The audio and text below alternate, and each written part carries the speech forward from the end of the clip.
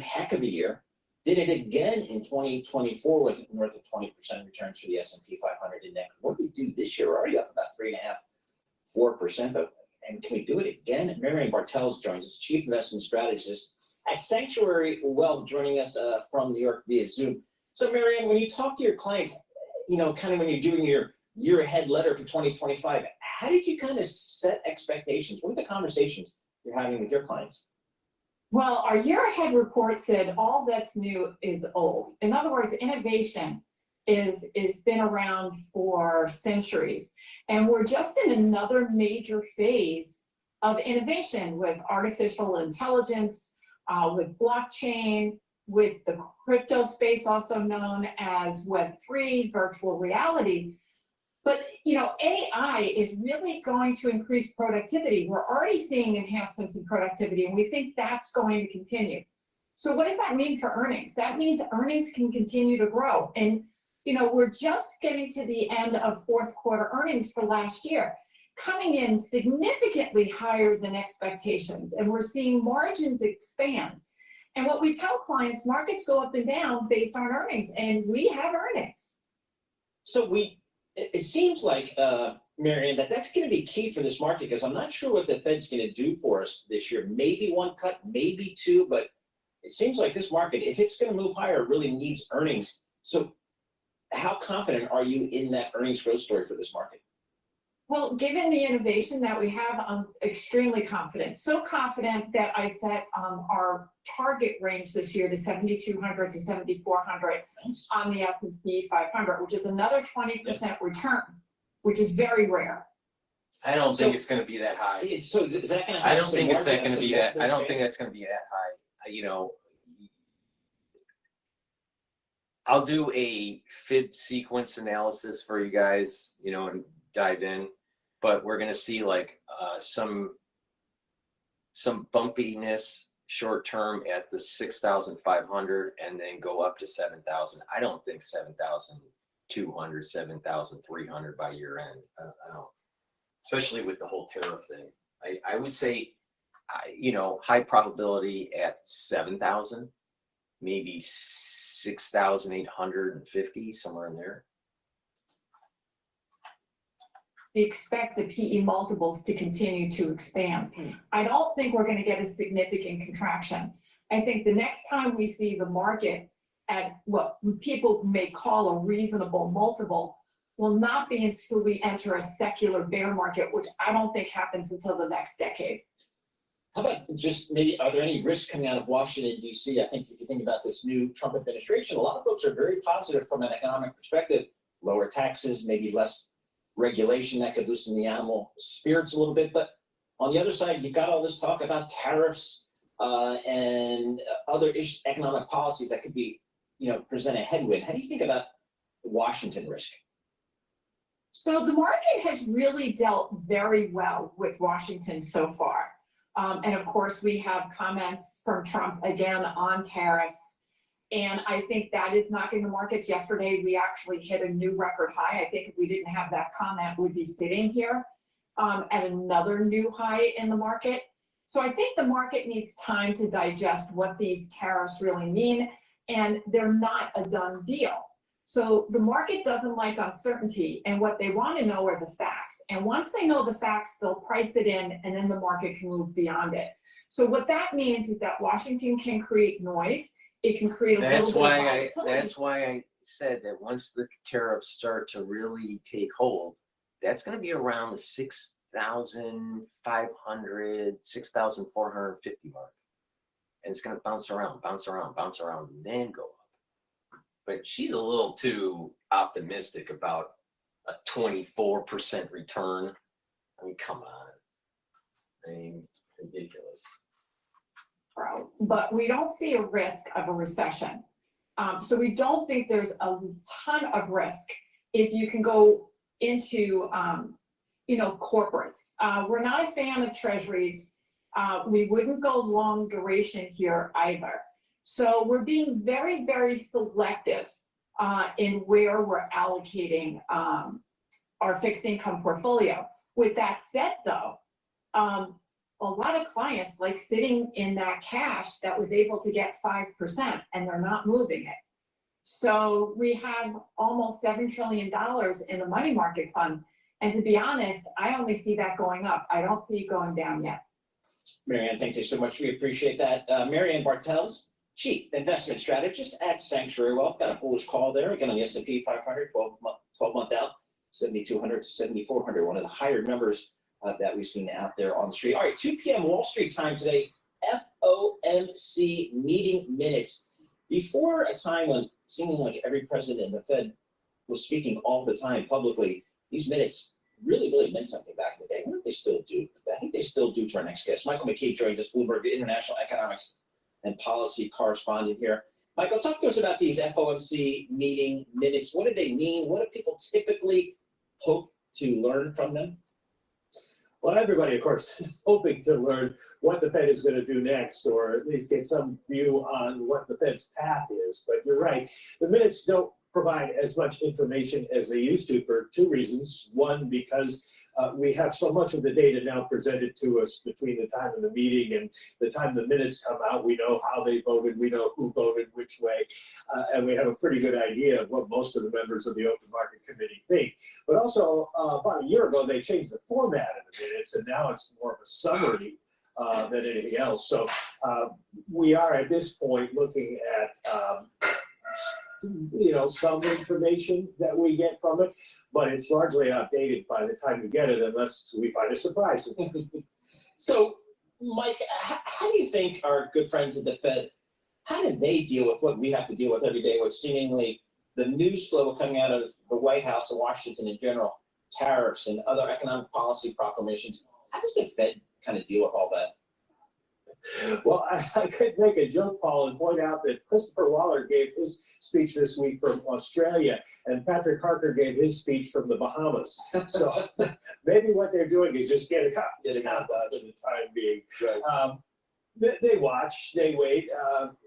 It is basically all generalities that we're getting from the administration at this point. The president now, I guess with the 25% stuff we talked about last night, has talked about 6 different tariff programs, but he's only imposed one, and that's the 10% on China. We have these dates down the road. We don't know if he's going to do it. We don't know what extent he'll do it. We don't know what will actually be tariffed. So the Fed is, at this point, completely helpless in terms of trying to figure out what it means for the economy.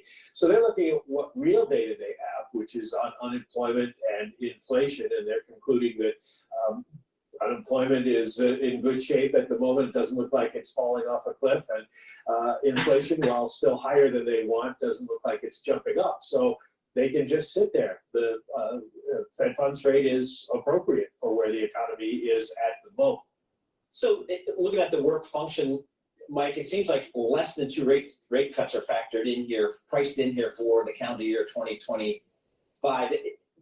Any of your sources say that a rate hike is actually something that the Fed committee considers?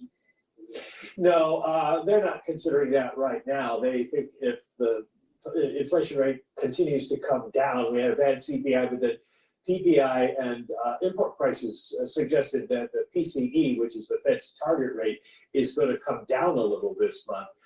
If that's the case, then the Fed's going to feel that its interest rates are set at the right level. They're not talking at all about raising rates. If we see a backup in any kind of inflation, or if inflation expectations start to back up even more, then you'll see more talk about it on Wall Street. But right now, it hasn't permeated the Fed. And Mike, just last week we did hear, I guess we had some housing start data came in here. Housing starts month on month came in weaker than expected, down 9.8% versus a consensus of negative 7.3. Anything to make there? I'm not sure if there was some, I don't know, weather or Los Angeles issues into that data. Doesn't look like Los Angeles issues, because the West was the only only region rather that saw an increase in housing starts. The fires were sort of in the middle of the month of January, so it's too early to see what the rebuilding is going to look like there. The rest of the country saw declines. The Northeast, and of course it was very cold. We had a little snow up here, and the South had those very strange, unusual snowstorms across the region. So the rest of the country saw housing decline. It's not unusual for January. Worse this year, so the seasonals didn't quite capture it, but it isn't something we're going to have to worry about. And just looking forward to tomorrow, initial jobless claims, another kind of 215,000 kind of number. Are you ever going to get something that's going to just shock us one way or the other, do you think, on these Thursday initial jobless claims? You usually don't get a shock unless it's COVID or something like that, because we get job cut announcements from companies. We saw Southwest Airlines announce it was going to lay off a number of workers. And so economists can start to figure those things into their guesses about what we're seeing. And we really haven't seen it too much. You look at the ECAN function on the Bloomberg, and there's an artificial intelligence that searches for words like layoffs that are used in company calls, and the number is way, way down. It's not something companies are focusing on at the moment. The real question is, what happens with the federal government? Still probably too early for the DOGE layoffs to hit jobless claims. All right, we'll keep an eye on that. Michael McKee, Bloomberg International Economics and Policy Correspondent. He's down there in our Washington, D.C. Bureau. Appreciate getting a few minutes of time. I always forget about this ECAN function on the Bloomberg terminal. There's this robot that's being made for Uber Eats, and you get a code to the robot will go to your home or to your place of business or wherever autonomously. You know the code, you type in the code, and then you can get your food out of it. The problem is, don't you think people, especially in New York or other cities, are just going to steal it? And they just break the machine and get the food out. So with a society that isn't aligned with God, country, and family, there's no way that these autonomous robots are going to survive in New York. All right. With that said, I just want to remind the audience that I have X Spaces open. You can join in, listen that way. I have a live stream on my website. You can see the dashboard of the market or just the larger screen. Live streaming on YouTube and Rumble. So there's many modalities that you can participate in to listen or watch the show. Thank you for watching with the ones that are currently watching. All right. What I want to do is shift to some other news here that has been on the docket here. All right, there's a big warning. They're trying to kick out Mayor Adams from New York because he's aligned himself with Trump. And they're using excuses like, well, maybe there was some sort of impropriety when he was a city borough president way before he was mayor. So they're trying to kick him out, all right?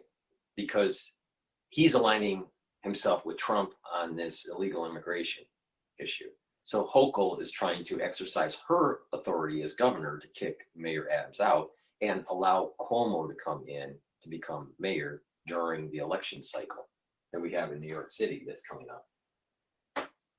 Big politics. And let's play that video here. Mayor Eric Adams may not be out of legal trouble yet, with a federal judge ordering DOJ attorneys to explain their decision to drop Adams' case in court today, set for 2 p.m. Eastern time. Meanwhile, Governor Kathy Hochul met with city leaders to discuss the possibility of removing the mayor from office. And the only reason that the governor has to make a decision to do something or not do something that has not been done in 235 years is because there was a double standard used on Eric Adams' case. Having said that, the governor said to me that she's going to see what the judge decides tomorrow and keep deliberating with other leaders. But the man who could replace Adams is a social activist known for pushing an anti-police agenda. Madeline Brain is a New York City criminal victim rights advocate whose son, Army Sergeant Hassan Correa, was murdered in 2018. Madeline, thank you so much for joining us. There is a real possibility here that the governor could remove Mayor Adams from office. And if that happens, the first in line to replace him would be the city's public advocate, a man named Jumaane Williams. What do you know about him, and do you think he's the right man for the job? Well, thank you so much for having me. And my opinion, personal or otherwise, of Mr. Williams is that he is not, suitable. He's not a good candidate. He would not be a good fit for mayor of New York City. Based on personal experiences, back when my son was murdered in 2018, 2019, I went to an event up in Harlem, and Jumaane Williams saw my tears when I was telling the story about my son's death. And I approached him after the event, and he basically just shooed me away and ran off with his security into the car. I basically chased him. This is the problem with this is exactly the problem with what's going on in New York. You saw it with Alan Briggs, I always get his last name wrong. He's soft on crime, and they're really being kid-gloved with minorities and blacks. And what happens is that there are repeated offenses, and it gets worse and worse and worse. Same thing with this guy. Now, what's going to happen is that he comes in, people get angry because the crime hasn't changed, and then Cuomo says he's going to clean up the city. And they're going to reboot Cuomo's political career as mayor of New York. He's going to save the day. That's how this is all playing out. They're going to kick out Adams and then reboot Cuomo's political career. But the bigger issue isn't so much rebooting Cuomo's career, which they shouldn't do. He should stay out of politics because he's corrupt.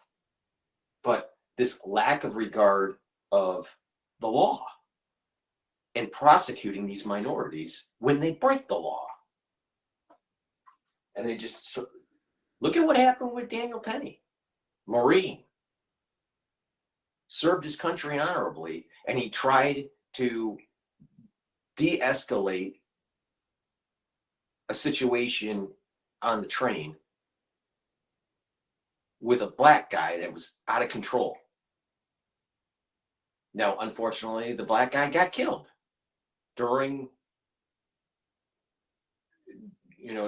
the wrestling match that was taking place in the MTA. And because Daniel Penny is a white guy, military, or ex-military, ex-Marine, they just went after him in the courts. Now, he got off, and he was not guilty. But the thing was, in the media, they were demonizing the white. How dare you? Now there's a lot of people in New York that are afraid to stand up for themselves because they're afraid of people like this guy and people like the DA that's running the DA in New York. Where if you're white and you stand up for yourself, the government's going to come after you. But if you're black, you can set people on fire. If you're Latino, you can set people on fire. You can literally ship in the MTA train and nothing's going to happen. Because they're soft on crime with minorities. Big problem in New York. Big problem. And it's all tied into this whole CRT bullshit and wokeism and all this crap.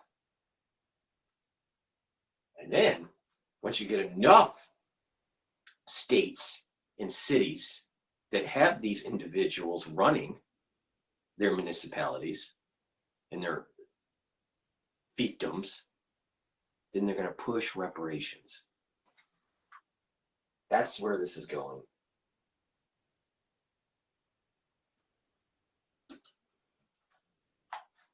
I knew who he was, but I didn't know who he was at the time. He was not public advocate.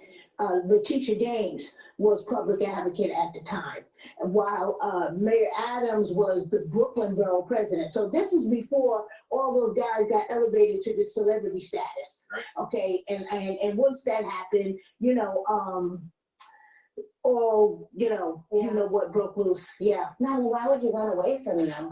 Probably because he was one of the champions of the laws that made it possible. And plus it was against Alvin Bragg and the Assistant District Attorney Daphne Uran, who it was because of those laws that two of my son's killers were just completely, they Right. completely dismissed. Alan Bragg, I know this for a fact. Alan Bragg, which I met Alan Bragg, all right, at an event, all right.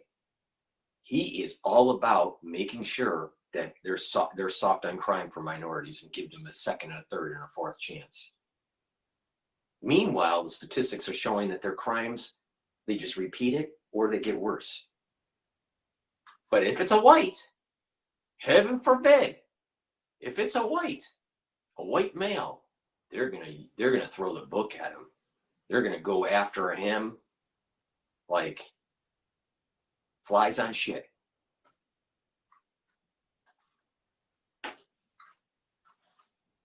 Indictments against two of the people who are clearly on video participating in the brutal, savage murder of my son. You know, so yeah, who does that? Yeah. Who does that? Well, Madeline, this is a Daily Mail headline, to your point, back from September of last year, because Eric Adams' legal troubles have been going on for some time now. And they write why the NYPD is dreading the prospect of indicted Mayor Eric Adams being replaced by super woke Jumaane Williams. Jumaane Williams is a known cop hater, one NYPD official told DailyMail.com. He has a notorious reputation in the department for choosing the side of the criminal and throwing cops under the bus. And this is going to be another wave of crime in New York. This is going to be another wave of problems that we have in New York. And then you think that he's going to play ball with Trump, with ICE coming in and deporting the gangs, these illegal alien gangs and criminals? Of course not.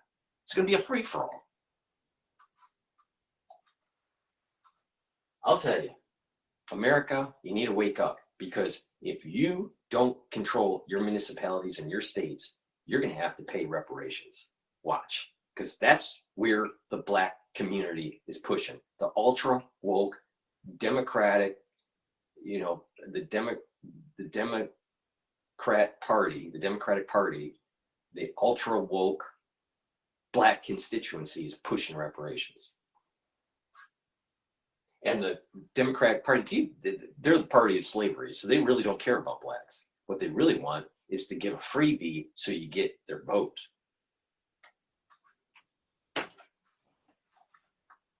Crazy thing about this entire conversation is that there is a mayoral election this year with a competitive Democratic primary in June. So don't you think that the voters should decide who the next mayor will be? And maybe it won't be Mayor Eric Adams, maybe it will, but it should be the will of the people. Yep. Well, absolutely. You know, I think that New Yorkers, or Americans as a whole, have completely lost the patience with dealing with this, you know, anti-cop, you know, pro-criminal and this social social justice agenda, this restorative justice. We have lost the patience with it. And the government has lost the political will to continue to fund it. All right. And so I think that's where we are today. All right. And I also feel that New Yorkers should have the opportunity to vote for their next mayor. With Kathy Hochul, you know, not racial profiling, but racial signaling to the black community, with meeting with black leaders to oust Eric Adams. You know, that's just another meaningless act of symbolism, right, to get the support from the black community. And Eric Adams has said, I'm working with the Trump administration because there are criminal illegal immigrants in our city that are causing harm to Americans. If he gets removed from office, don't Democrats run the risk of people saying, wait a second, he only got removed because he's working with the Trump administration to get New York City to become a safer place? And you know, most Americans, okay, conservatives, independents, Democrats, Republicans, most of us voted for exactly for what Trump and Musk are doing. Yep. You know, we would be very disappointed if they weren't doing that. You know, and I don't understand why the Democrats and the progressives are pushing back and so much against it when the majority of Americans, we voted for it. And it's also a good thing that they're doing. Who doesn't want more money in their pocket? Who doesn't want less taxes? Who doesn't want them going after Hallelujah. the waste and the abuse of our tax dollars that we have been suffering for decades? You know, and leader after leader has been promising that they would, you know, go after this fraud, waste, and abuse. Now we finally have people who have the backbone to actually do it, and then we have these Democrats whining about it. Right, you have been through so much, and now you're advocating for the 100%. safety of others after Absolutely. your son wasn't afforded that. We thank him so much for his service, and thank you so much for joining us, Madeline. Thank you so much. Madeline is 100% right. She knows exactly what's wrong with New York and what's really wrong with many areas of the country. Please go to my store, the-studio-reykjavik.com. Get the products that I offer, help support my work, and support your health and wellness. If you listen to what I do and the holistic approach that I have been doing for many decades, you're going to slow down the aging process and improve your immune system, and you're going to get healthy. And that means you're going to have more vitality when you're older. It's something that I do. These are products that I take, and I'm trying to teach you the lessons learned since I was 16 years old. I'm the most comprehensive guy out there talking about this. All right. Some people talk about, you know, some supplements here, some supplements there, you know, maybe, you know, some workout routine. No, no one's as comprehensive as I am. Nobody. Please go to my store, the-studio-reykjavik.com. Get the probiotics. I have two different types. I have a powdered version, which is the one I prefer to take because I take a lot of different powders, like lignans and the collagen and the boomer boost and the gladiator barley, right? So there's a lot of powders that I take throughout the day. But also, I have it in Veggie Cap. So both are very high quality probiotics. You want to take one of these every day to improve your gut biome. Bring down inflammation. When you bring down inflammation, your immune system is going to improve. The mucosal lining within your gut will get thicker. You'll have more IgAs, which are antibodies that float around or are suspended in this mucosal lining. So your immune system is going to be better. You're going to reduce leaky gut syndrome. You're going to reduce inflammation in your gut. And when you have a healthier inner lining of your gut and a better immune system, you're reducing the chances of DNA damage in the crypt. If you get DNA damage in your crypt, you start developing polyps. So you don't want that. Now, also, early screening, colonoscopies could save your life. My aunt died from metastasized colon cancer because she didn't get colonoscopies. So, you know, take a lesson from that. Don't be afraid. All right. If you're afraid, you're being stupid because a colonoscopy could save your life, literally. So now taking a probiotic will improve your metabolism, and it will help with the communication between your gut and your liver and your gut and your brain. So that means that you're going to be detoxifying your body better because your liver is a major detox organ. Not just that, you're going to sleep better. Your skin's going to be improved. Your hair and your nails will improve. Your mental acuity will improve. Depression, chances of depression will go down. And with a good gut biome, you're reducing the chances of early onset of dementia and Alzheimer's. So please take my advice. Good gut health is really important. But it's not just gut health, you know, it's a holistic approach. It's proper diet, proper exercise, stretching, balancing exercises, learning new things, proper sleep, proper supplementation, detoxifying your body. It's a holistic approach. When you do this, it's the most comprehensive, and you are going to slow down the aging process. All right. So please go to my store, the-studio-reykjavik.com.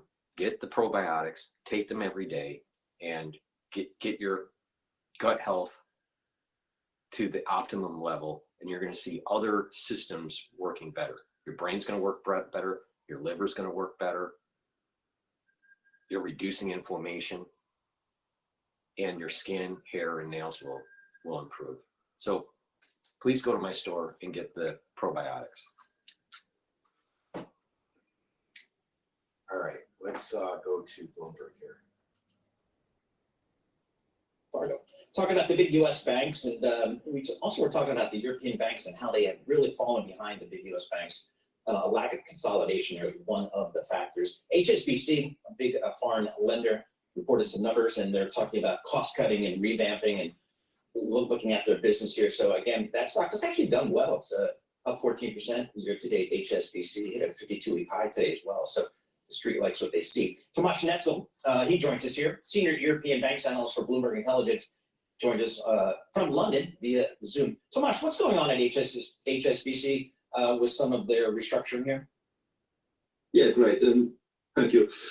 So yeah, they announced the very long-awaited restructuring by new CEO George Addery. The stock is up 14% this year, but also this more than 30% since the CEO took helm in September last year. So there are high expectations for deliver something that will be tangible, that will make streamlined further operations of HSBC. So they announced $1.5 billion of cost-cutting program. It will cost them $1.8 billion spread over 3 years. And on top of that, they also announced another sort of $1.5 billion of savings from the reallocation of other cost base from different units and deploying those in more profitable businesses. So all in all, we can talk about almost $3 billion of savings measures program that will help HSBC to maintain the ROT at mid-teens level through 2027, which was, I think, relatively positively received by the market. I think this 1.5 billion is a planned minimum, and the market seems to be happy with this. So, I mean, for our listeners of yours that may not be that familiar with HSBC, this is a big global investment bank based in London, historical heritage in Hong Kong, as the name applies, in Asia. It is a global bank, 160 billion British pounds market capitalization, big bank, 215,000 employees. But given that size, Tomasz, what should be the competitive positioning of HSBC? Should they go against the JP Morgans of the world, or should they be more focused? Well, I think you answered your questions with a further comment. They should remain focused possibly, and they want to be focused on the market where they have the greatest presence, which is Asia, right? They closed the European and American and UK investment banking business. They're going to relocate people to different units, and cost savings from there at around 300 million will be allocated to different businesses where they have competitive edge. And they have competitive edge, of course, in Hong Kong, in Asia, but also in Middle East and Eastern Africa. And these are the markets they're going to be focusing on. They've been trying for ages to build their investment banking unit to compete with Wall Street banks. But I think finally HSBC realized they have no power to compete with Wall Street rivals, and they prefer to focus on markets where they have knowledge. Tomasz, how frustrating, if at all, is it for you and... All right, I'm going to go to Fox News talking about Trump's strategy with Putin and Zelensky. But before we do that, please go to my store, the-studio-reykjavik.com. Get this very high quality multivitamin. This is an easy type to digest multivitamin. You should be taking a multivitamin every day. Add it to your stack. Multivitamins and minerals are cofactors for enzymatic activity. Your enzymes need these cofactors to be able to properly function. So it's important for proper enzymatic activity and cellular function to be taking multivitamin. So please go to my store, get this multivitamin. It's easy to digest, add it to your stack, and help support my work and help support your health. And when your body is performing better, boom, you have more energy. And when you have more energy, you're going to be moving around. Just kind of look at a child that's like 2 years old. They got lots of energy and they're running around, right? Well, if you don't have energy, you sit in a chair and rot away. Same thing with a puppy, all right? Or, a young dog. It's running around all the time. But you look at an older dog, they just sit there, right? And lick their paw. Well, you don't want that. You want to be running around. So guess what? You need proper enzymatic activity for your cells and your tissues and your organs to perform better. So please go to my store, the-studio-reykjavik.com, and get the multivitamin. Now, you should also supplement other vitamins to the multivitamin to add to the amount that you're taking per day. And 2 supplements that you should be adding to the multivitamin are the vitamin C and magnesium. This will boost up your immune system and help with your skin health, especially if you take collagen. Drink it with filtered water. If you're not feeling well, take a double dose. Make sure you drink it with filtered water. And magnesium and zinc. Should be taking this every day to boost up your immune system. If you're not feeling well because of the cold season, take a double dose. Take 1 in the morning, 1 capsule in the morning, and then take 1 in the evening, right? If you're not feeling well, and then go back to your, once you're feeling better, go back to your maintenance dose of just once a day. But the key here is this: you should be taking this vitamin C with magnesium and this magnesium and zinc together with the multivitamin to get the max benefit. All right. So this is a good stack for you to boost up your immune system and have all the cofactors that you need for proper enzymatic activity and energy levels. And when that happens, you're going to have more energy, and boom, you can start doing some of these other holistic things that I talk about: stretching, balancing exercises, some weight training, some cardio. All right. And when you look at it from a holistic point of view, your whole body is going to improve. You're going to improve your heart health. You're going to improve your digestion. You're going to improve your mental capacity, your mental acuity. You're going to sleep better. There's lots of positive things that happen when you approach this from a holistic point of view. Preventative medicine is medicine. Now, you can take my advice, which obviously is working. All right. You can take my advice or not take my advice, but I guarantee you this: if you don't take the advice, the chances of you having problems in your geriatric years go up radically. Because if you don't follow an anti-aging protocol at key moments in your life, the inflection points of 35 to 40 and about 65 for physical aging, if you don't take an anti-aging protocol during those inflection points, you're going to age faster. That's guaranteed. Guaranteed. Because what happens is, once the body gets to about age 35 or 40, depending on your genetics, you start to methylate differently. And once you methylate, this age-related methylization, you start aging faster. You ever wonder why people look still kind of young when they're in their 20s, but then all of a sudden, in about 35, they start looking older, especially women? You ever wonder why that is? Well, I just told you why.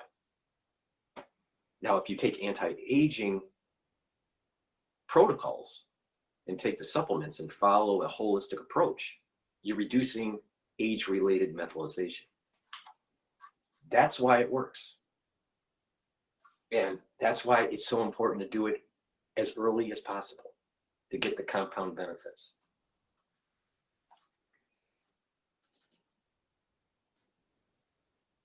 Welcome back. The U.S. and Russia laying the groundwork to end the war in Ukraine after talks in Saudi Arabia yesterday. The agreement calls for including appointing high-level teams to begin talks, discuss economic diplomatic outcomes, and restaff the nation's 2 embassies. Secretary of State Marco Rubio stressing this is just the beginning of finding a solution acceptable to all sides. One major sticking point includes new presidential elections in Ukraine. Here's President Trump on that.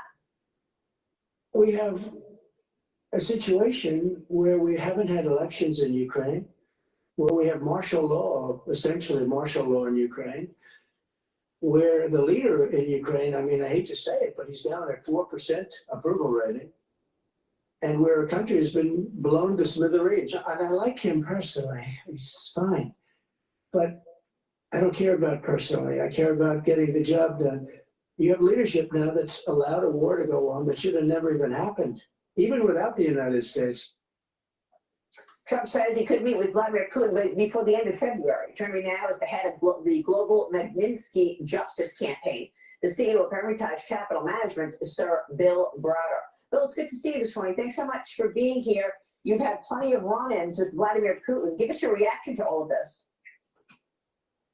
Well, Vladimir Putin, so my run-ins with Vladimir Putin was he murdered my lawyer, Sergei Magnitsky, and a bunch of other people, and he's been chasing me around the world ever since with death threats and so on. And so I know Vladimir Putin very well, and he's a very bad guy, a man who shouldn't be trusted.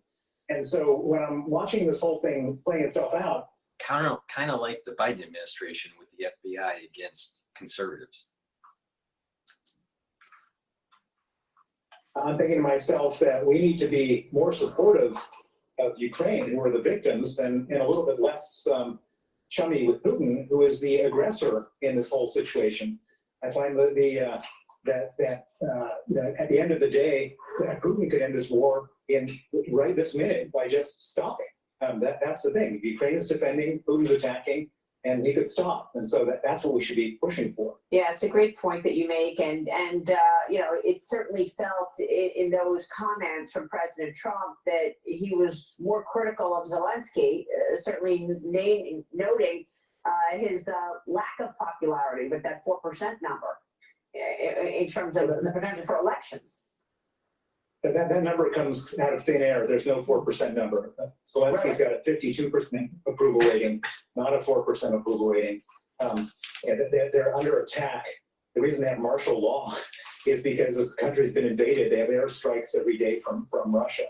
I think it's highly unfair for him to be critical of the victim. He should be critical of the person who's launching the airstrikes. And certainly when you think about, you know, approval for Vladimir Putin, I mean, what are you going to say when you get the phone call? What do you think of Vladimir Putin? You better say you love him.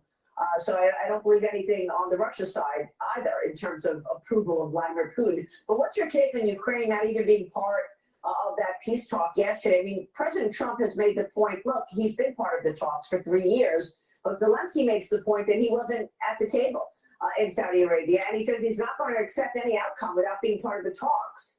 Here's what President Trump said about that. Watch. Well, they've had a seat for 3 years, and a long time before that. This could have been settled very easily. Just a half-baked negotiator could have settled this years ago, without the loss of much land, very little land, without the loss of any lives, and without the loss of cities that are just laying on their side. What do you think, Bill? Zelensky later canceled his own scheduled visit to Saudi Arabia following the talks. Well, it's the whole thing again is Putin invaded Ukraine.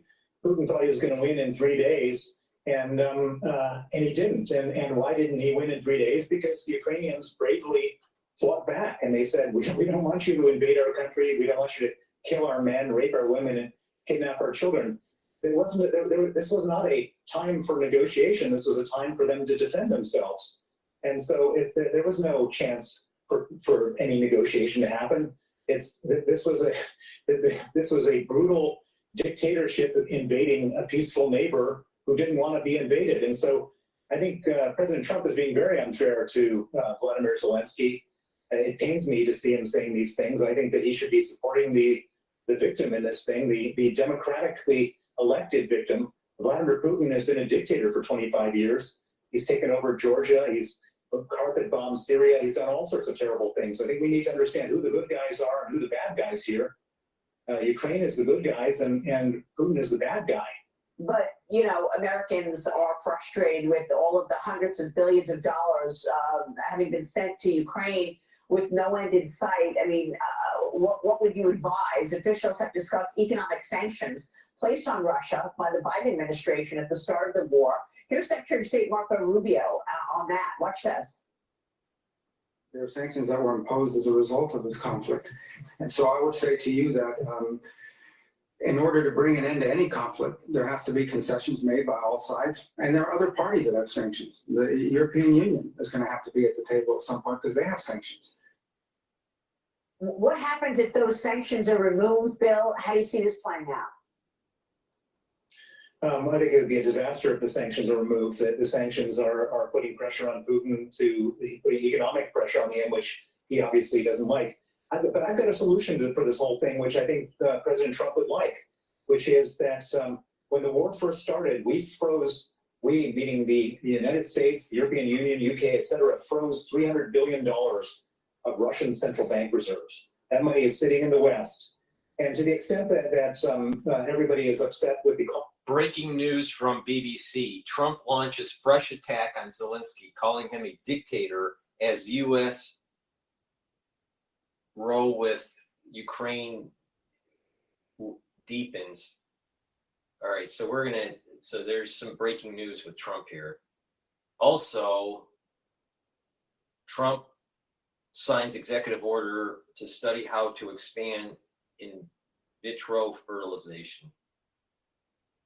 Now Bloomberg also mentions Elon Musk's government cost-cutting effort, says it has saved $55 billion. The data show less than a fifth of that. I don't know the details of that. The last time I looked at the DOGE clock, it was about $109 billion of savings found through the DOGE clock. I wouldn't be surprised it's closer to 112 or even higher. Now that was, I think, last night. To this war, and that's a justified feeling. Why don't we, in order to continue to help Ukraine, why don't we take the money from Vladimir Putin, the $300 billion, and use that to fund their defense, fund the Ukrainians' defense? And by the way, guess where that money will be spent?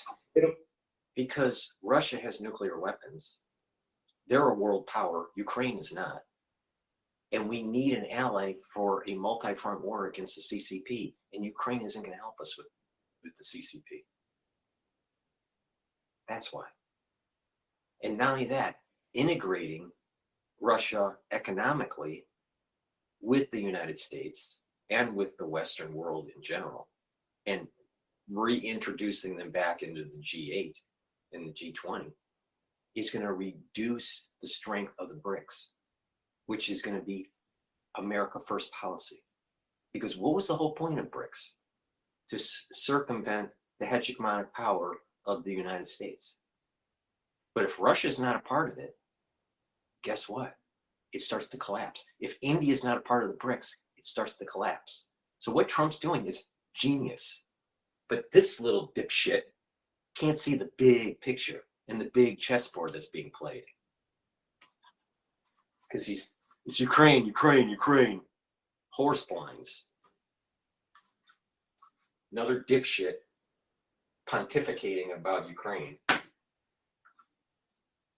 Spent on U.S. defense manufacturers. So it's like a win-win-win. Ukraine gets some money to defend themselves. We don't spend any more money. Vladimir Putin pays for it. And the U.S. companies make a lot of money. How could Donald Trump not like that? Create a buffer zone. Stop the expansion of NATO. Integrate Russia economically to the Western side.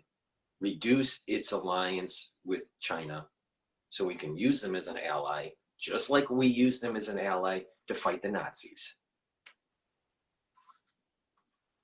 Because guess what? World War III is going to be in Asia. Maybe simultaneously in the Middle East too. That Russia's not going to like that. But what are your thoughts on what the president has put together in terms of the rare earth minerals in Ukraine? There are some key conditions for continued support for Ukraine. According to sources in this, Ukraine must transfer 50% of all revenues from resource extraction licenses to the United States. The Investment Fund for Reconstruction will have exclusive powers to issue and manage licenses for that resource extraction. The U.S. will have the right of first refusal to purchase any minerals exported before Ukraine can sell them to other countries. Your thoughts? It's a great idea. Well, first of all, it further reads, and this is to pay back. Thank you for asking, Maria Bartiromo. Dr. Paul Cottrell thinks this.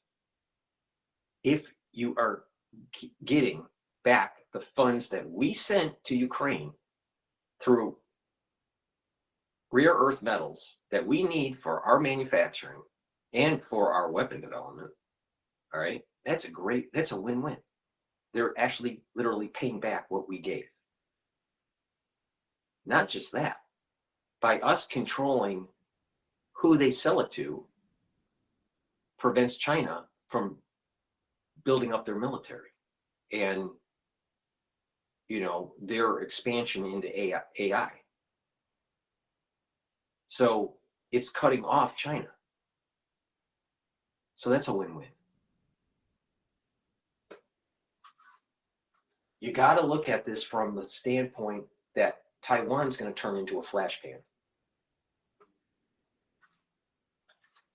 But this guy, you know, maybe he has neurological, you know, degeneration that's taking place because he wasn't taking supplementation to protect his neurons. So his thinking is off. Some exaggerated number that everybody thinks the United States will give Ukraine. So this is not for the future of Ukraine. This is to pay back what the United States gave before. And what I'll say is that, first of all, this Why is should war Ukraine reparation. get a freebie from the American taxpayer? They didn't even win the war. Why? Why? Why is America having to deal with this?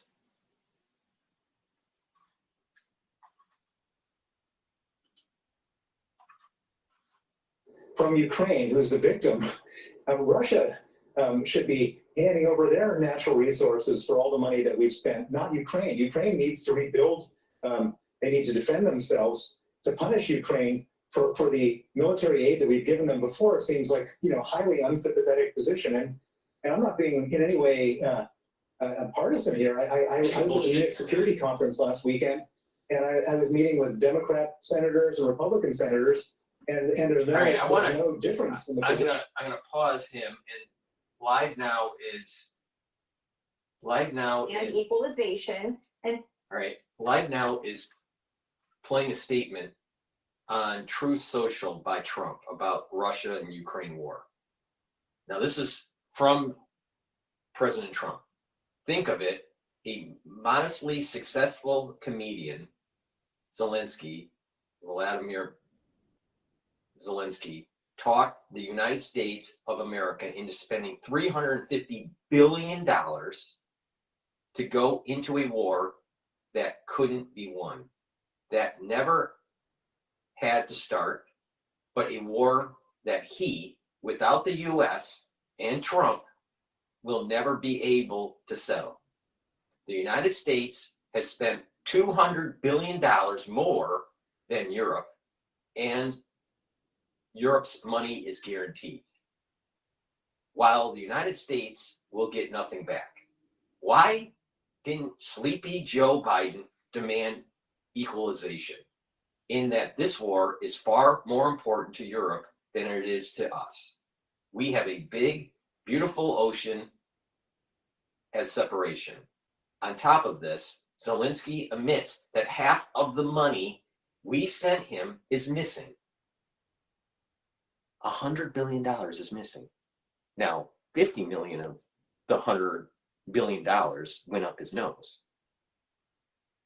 He refuses to have elections. It's very low in Ukrainian polls. And the only thing he has good at, and the only thing he was good at was playing Biden like a fiddle. I think Trump's right, 100% on this. And when Trump says that Zelensky is a dictator, he doesn't want elections. See, he's clamoring for power. He's clamoring for power because he can't win. He can't win. And the United States propped up through the national security state and a brain dead president, AKA Biden, they propped up a dictator. And that is the modus operandi of the CIA. All the way through its inception. You don't believe me? Read a bunch of books that what's his name? The MIT professor wrote with manufacturing consensus. It'll come to me, his name. I can't remember it right now. But this is exactly the type of president we need to tell Zelensky, no. Why not? What's wrong with Ukraine having elections? He suspended elections because of the war. The war is winding down. No, he just wants a freebie. He wants a freebie constantly.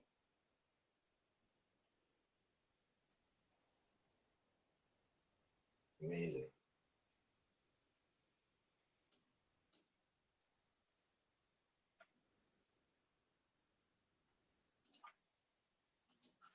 All right, let's go back to CNN here. Oh, the guy's name is Chomsky, Professor Chomsky. That's the person I'm mentioning here. Ukraine are the victims here. Putin is the criminal here, and that's how we have to look at this whole thing. Yeah, and Russia is being supported now by China. Russia is being supported by China. Russia is being supported by Iran. Yeah. And Russia is being supported by North Korea. That's right. This is the league of bad guys, and we are the good guys. We should be siding with the good guys. You want to say anything about Magnitsky, your lawyer? Are you forgetting that NATO's expansionism led to this problem? The perma bears for the Cold War in the Bosch Wash corridor in the United States has been pushing perma bear for decades that led us to this crisis. The CIA operations that were going on in Ukraine during the Obama administration.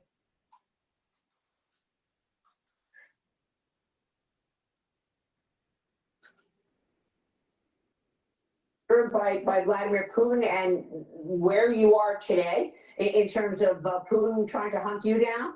Are you still afraid for your own life? Absolutely. So in 2009, my lawyer, Sergei Magnitsky, was murdered after uncovering a corruption scheme in which Vladimir Putin was a personal beneficiary. He was murdered. I wasn't going to accept his murder, and I launched a campaign to get justice for him. And I'd like to know if he fights against being Arkansas. You know, the death count for Bill Clinton and Hillary Clinton, their kill ratio is higher than SEAL Team 6.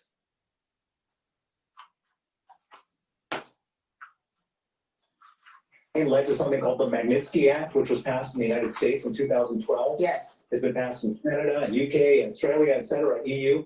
There are 35 countries that have it. And this is the legislation which has led to the freezing of all these assets around the world. And so Putin really doesn't like me because he values his money, and I was responsible for freezing a lot of it. And that's how we have to deal with Vladimir Putin. Not be nice to him, be tough with him.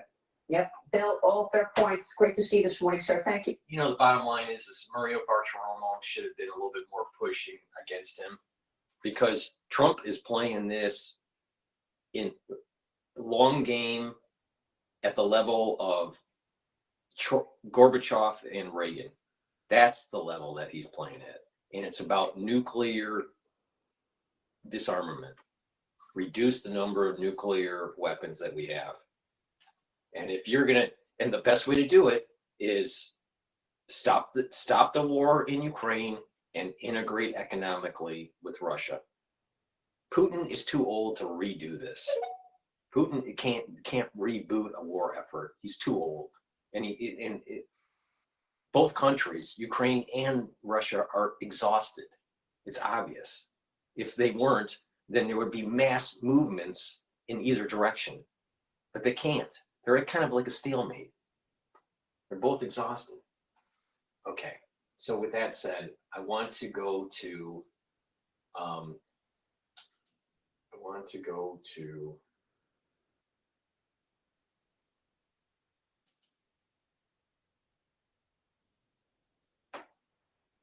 let's go to the business flash by Bloomberg here. Abilities at a more affordable price. We're talking $599. And yes, we'll have a lot more on this with our Anurag Rana coming up on Bloomberg Intelligence. Apple shares now, along with the rest of the market, lower. Apple down by 0.1%. Also a developing story at the SAR. The San Francisco 49ers are weighing a 10% stake sale of a $9 billion valuation. Stocks falling amid President Trump's latest tariff threats. The S&P 500 sliding from a record low, little change now, down 3 points, down less than 0.1%. The Dow down 144, down 0.3, while NASDAQ is down 0.1%. We've got the 10-year yielding 4.54%, the 2-year 4.28%. Gold down 0.3%, 29.27 the ounce. West Texas Intermediate crude rallying 1.3% at 72.66 a barrel, actually up 1.1%, and Bitcoin up 1.3%, 96,238 on Bitcoin. JetBlue lower by 5%. JetBlue saying yes, it absolutely will consider alliances with other airlines. For on-demand news 24 hours a day, subscribe to Bloomberg News Addressing now, the root wherever you issues. get your podcasts. Population I'm decline. Charlie Pelleton. That is a Bloomberg Business Flash. All right, Charlie Powell, thank you All so right, I'm much. going to for shift your feedback. over Let's see. to CNA, dealing with Asian economies. The growth signaling strong demand and strong global demand underpins the country's economic recovery. But experts say higher Trump tariffs can cause a sharp drop-off. Total exports rose more than 7% year-on-year. And imports grew nearly 17% in January from a year earlier. U.S.-bound shipments climbed 8%. Weaker yen also boosting the value of exports. The solid trade report came after GDP data released earlier in the week showed the economy grew faster than expected in the October-December quarter. This is strengthening the case for the central bank to continue raising interest rates. The U.S. president announced today to impose the auto tariffs of around 25%, and it has sparked concern from Tokyo. Japan is an export-reliant economy, and the U.S. is its biggest export destination, accounting for $138 billion worth of goods, with automobiles representing roughly 28% of that. Analysts say large tariffs are likely to force automakers such as Toyota and Honda to reshuffle their global production. Currently, the U.S. passenger car tariff rate stands at 2.5%, while a 25% tariff is levied on highly profitable imported pickup trucks. A Nomura economist estimates that 25% tariffs on autos and auto parts could push down Japan's GDP by as much as 0.2% over 2 years. Japanese automaker shares skidding today on news of those higher tariffs. Toyota dropped around 2%, Honda and Nissan Motors also declining by around the same margin. New level unlocked for crypto enthusiasts in Hong Kong. The financial regulator there is considering approving new virtual asset products as derivatives and margin lending for certain market players. Securities and Futures Commission Chief Julia Leung says Hong Kong wants to boost its positioning as a digital assets hub and expand its services to investors. The ambition has been in the works since 2022, following Beijing's sweeping ban on all crypto transactions in mainland China the year before. Hong Kong has since launched the first spot crypto exchange traded funds in Asia and other initiatives. The regulators have so far issued 9 licenses for virtual asset trading platform, or VATP. Among those granted VATP is Bullish Group, a crypto exchange platform which owns news portal Coindesk.com. While cryptocurrency's most popular token, Bitcoin, has more than doubled last year, it hit an all-time high of around $109,000 on January 20th, the day of Trump's inauguration. It has since pulled back to stand at about a 95,000 level. And you're up to date in business, Oteli. Thanks so very much, Olivia, for that. Well, we're going to go for another break now, but coming up next on East Asia tonight, a freeze on U.S. foreign aid is giving other nations an opening to build soft power. Will China? All right, let's go back to Bloomberg. They're talking about the Fed's path forward.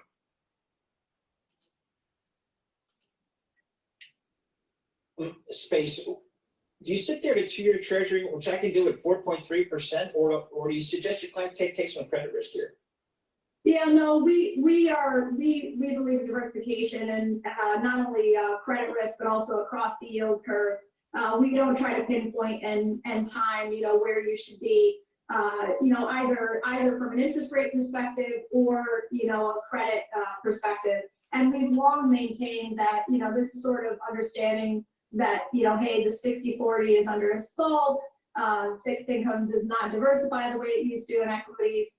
We haven't leaned into that narrative. We certainly do think there's opportunity, especially now in the alternatives market. You're seeing a lot of these alternatives managers focusing their attention down market, and you're seeing sales teams, and we're meeting with many of these managers. A diversified portfolio where you're investing in equities at the broad market at about a 70-30 split, where 30% are in treasuries, or a 60-40 split, but you got, that's a long term, all right? And you're talking about 5-10 years of investing, and you just want to be on autopilot, all right? But if you're being, that's a strategic. Now you can be tactical and, go way overweight on equities, but you're increasing risks. So the whole point of a 60-40 or 70-30 split in a portfolio is to manage that risk.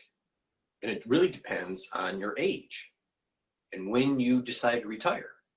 So when someone says, well, you should be more heavy weighted in equities, and they never say anything about your age, that's a big warning sign that all they care about is their fees. All right.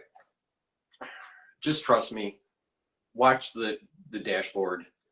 You'll make some money. Just if you listen in between the lines, you'll make money. Just trust me. All right. Please go to my store, the-studio-reykjavik.com. Get the omega-3. Omega-3 helps to improve your lipid profile. It'll bring down LDL levels, increase your HDL levels. It brings down systemic inflammation, and it will help to prevent red blood cells from sticking. So that means that you are not overclotting, all right? You should be taking omega-3 every day to improve your cardiovascular health. Use discount 5 and you get $5 off any order. This stacks really well with naphthokinase. And if you would like to take a look at my longevity cardiovascular health box, please do. That is a full stack to improve your cardiovascular health, reduce plaque buildup, and to shrink the plaque that already has formed. So take a look at that longevity cardiovascular box. But omega-3 is important to take every day. Now, when you get older, let's say you're 40 years older, 40 years or older, right? You need to be taking vitamin B complex. Why? The first 4 B vitamins helps the mitochondrial health. It helps with the electron transport chain. And that produces ATP. You need lots of ATP. People that get older, their ATP goes down because their mitochondrial health goes down. So you want to boost your mitochondrial health. So you need the vitamin B complex. In addition, it'll help with cellular metabolism, and B12 helps to protect your neurons. When you get older, you need to protect your neurons. You do not want to go into your geriatric years with neurological degeneration. Trust me.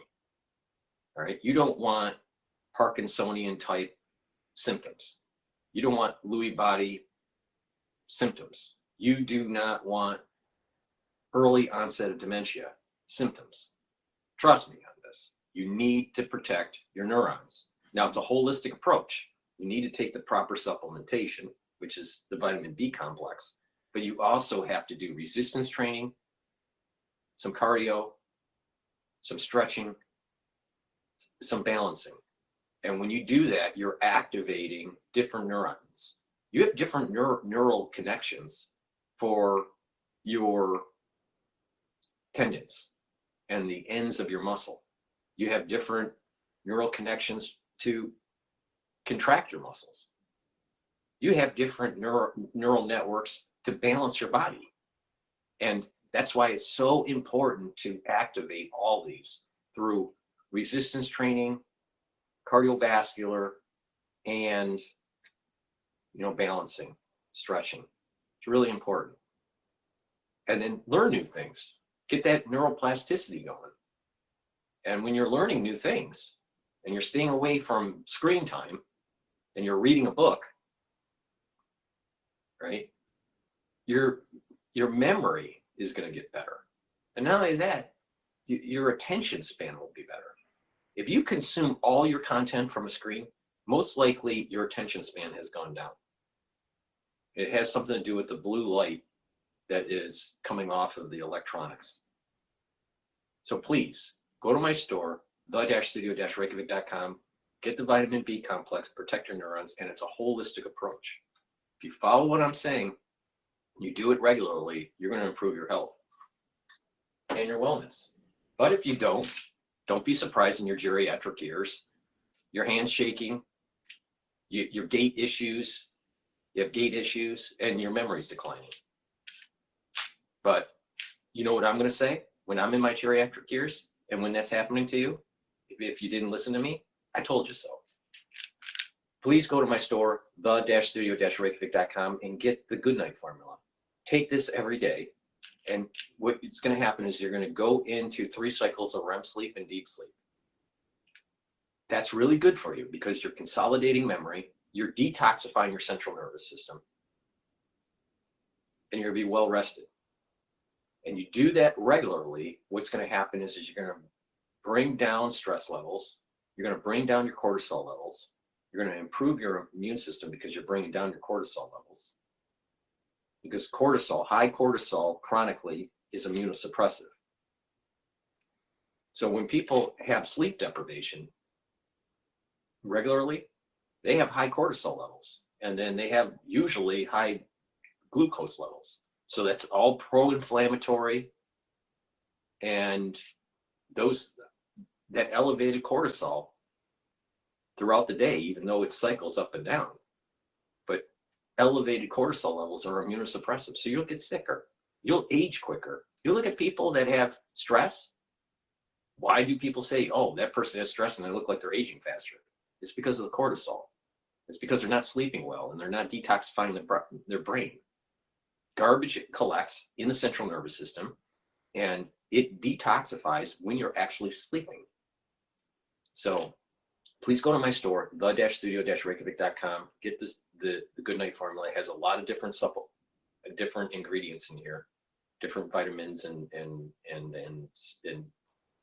different compounds in this, like tryptophan, melatonin, GABA, passion flower. So with that, and many others, right? Niacin, folate. So, the bottom line is that this is a great supplement for you to get healthy and sleep and get those deep sleep and REM sleep cycles. Really important. And that's another part of the holistic approach to slow down the aging process and improve your immune system is proper sleep. Not too much sleep, not too little sleep. If you don't get enough sleep, you're aging faster and your immune system is down. 100% guaranteed. All right. With that, let's take a look at, I want to play this video from NC. It's CNBC talking about Blackwell chips.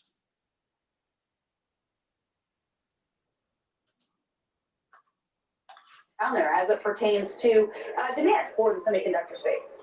Yeah, since October, we're seeing about a 12 to 15% increase in terms of demand. And that's significant, clearly a good barometer going into NVIDIA next week. But I think it just shows these enterprise use cases are exploding. And that is really accelerating demand because no one wants to sort of lose their spot in line. And I think that's just more and more bullish for the AI revolution, the second, third, fourth derivatives.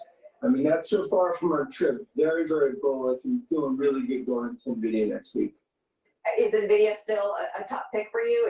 Everything you're seeing there just reinforcing what you like? I think it's a table pounder. I think it's going to be a $4 trillion and eventually $5 trillion market cap because there's only one red phone to call for these chips. It's the godfather of AI, Jensen NVIDIA. And what I'd also tell you, and we'll talk about in the note, from a DeepSeek perspective, 45, 50 enterprises, not one has changed plans post DeepSeek. I think it just shows this CapEx doubling down.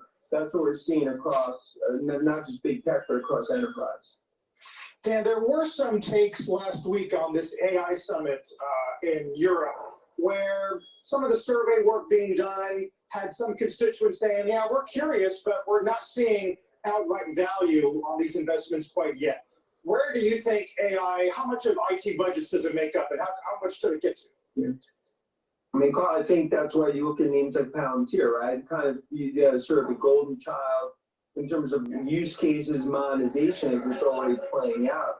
We believe everything we're seeing is about 10% IT budgets, and in some cases, 15%.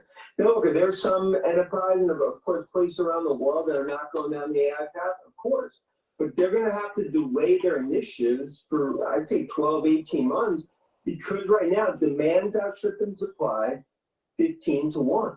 And that's why I sit here and I think tech stocks going to be up another 25% this year, despite tariffs, despite nervousness, worries about stretched valuation. I think Street is massively underestimating what demand looks like in this AI revolution, second, third, fourth derivative. And so if demand is going to be that strong, you just mentioned tariffs. I mean, do you think tariffs are somewhat of a non-issue, meaning you're just going to pay what you have to pay because you need these chips to do what you plan to do? Yeah, and Courtney, you thought with even before. I mean, I think it's all a poker game, right? And I think, you know, it's very easy to get nervous in terms of first shots across the bow. I don't believe it's going to massively impact the chip and overall AI revolution. I think there's also going to be some, you know, I think some gaps in terms of whether it's Apple, Tesla, potentially, you know, some opportunities that they could ultimately not really even be impacted by some of the tariffs as it all plays out. But what we're seeing here in Asia, less nervousness about tariffs than maybe even 6 weeks ago. And that's bullish when you look at this relative to overall demand and what's going to really be a game of high-stakes poker between DC and Beijing. Finally, Dan, you mentioned Apple. We're on the lookout for this newest member of the family announcement. Any clarity in your mind what we should expect?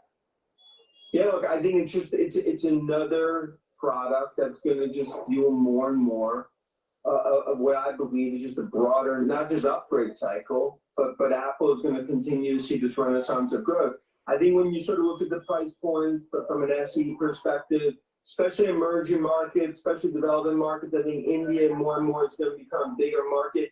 This just shows Cupertino is not just going to play in the high end. They're going to focus on middle market. They're going to focus on rolling out Apple Intelligence. We think that China really soon with Alibaba as a partner. And that's what haters will hate in Apple, but the first one to hit $4 trillion will be Apple, in our opinion, followed by NVIDIA. Viewers want to know, Dan, if your jackets are as popular on that side of the planet as they are on this side. They are, I mean, they are, I can tell you across Asia, I think really, really bullish on the colors. And, you know, it's nice to see that on both sides. I know you might be a Penn State fan, but that looks a little OSU Scarlet to me. Dan, thank you very much for joining us. I give credit where. All right. I want to talk about two products here that are really important to take. Digestive enzyme complex. It's important as you get older to reduce the load on your pancreas. Our pancreas declines in function as we get older, no matter how healthy you are. And I'm pretty healthy, all right? But my pancreas doesn't work as well as when I was a child or when I was in my 20s.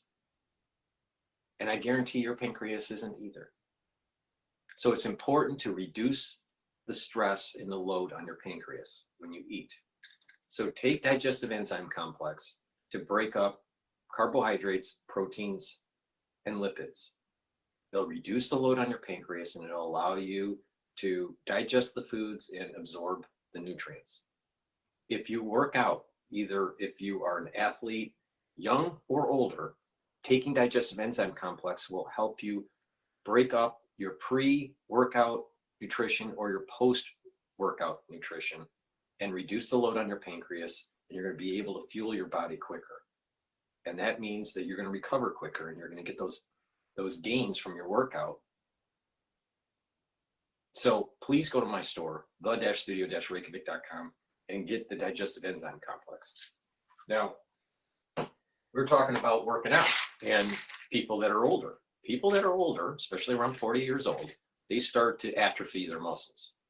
Why? Because they're not as active, they're not working out in the gym, they're too busy, hormonal levels start to change.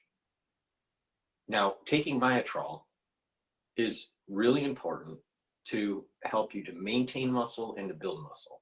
It helps with gene expression for muscle creation and maintenance. It also helps the health of the mitochondria, so you have the ATP to help fuel healthy muscle. So take Myotrol to help with the gene expression to build muscle, but you need to do resistance training on top of it, right? So do the resistance training, take the Myotrol, and build muscle. Now you'll get additional benefits if you take Myotrol with the Gladiator barley that I have, all right? I'll be talking about Gladiator barley later in the transmission here, but Gladiator barley is a very high density protein. You can't get this type of protein at the grocery store. Barley that you get at the grocery store, it doesn't have the same energy density now.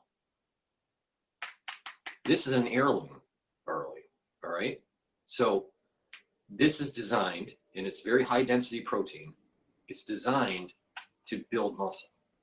So this Gladiator barley is the building blocks to help you to build the muscle when you do the resistance training. Myotrol helps for the gene expression so you can build the muscle. That's why these two are synergistic. So it's really important to get that max gain by taking Myotrol and Gladiator barley and doing the resistance training. This is for also athletes.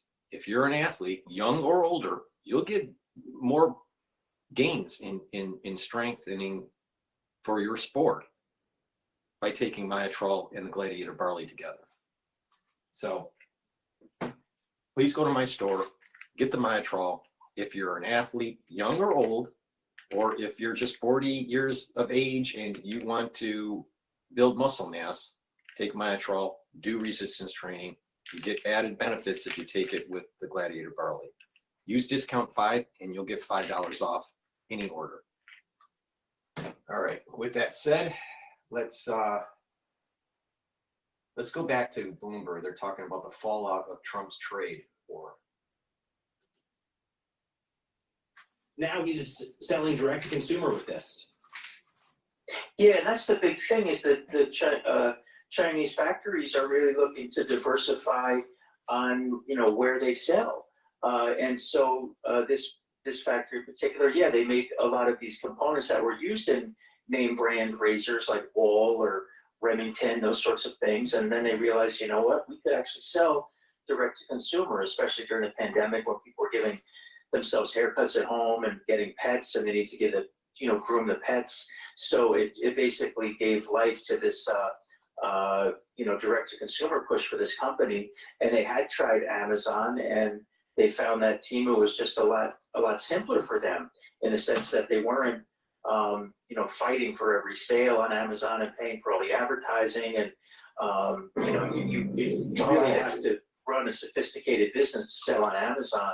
And they found it a lot easier on Temu, in the sense where they could just send the blades to Temu, and Temu took care of everything. So what's the fate or the expected fate of this international tax exemption, this loophole, this $800 loophole? That seems a central strategy for Temu in terms of undercutting Amazon and pretty much everybody else.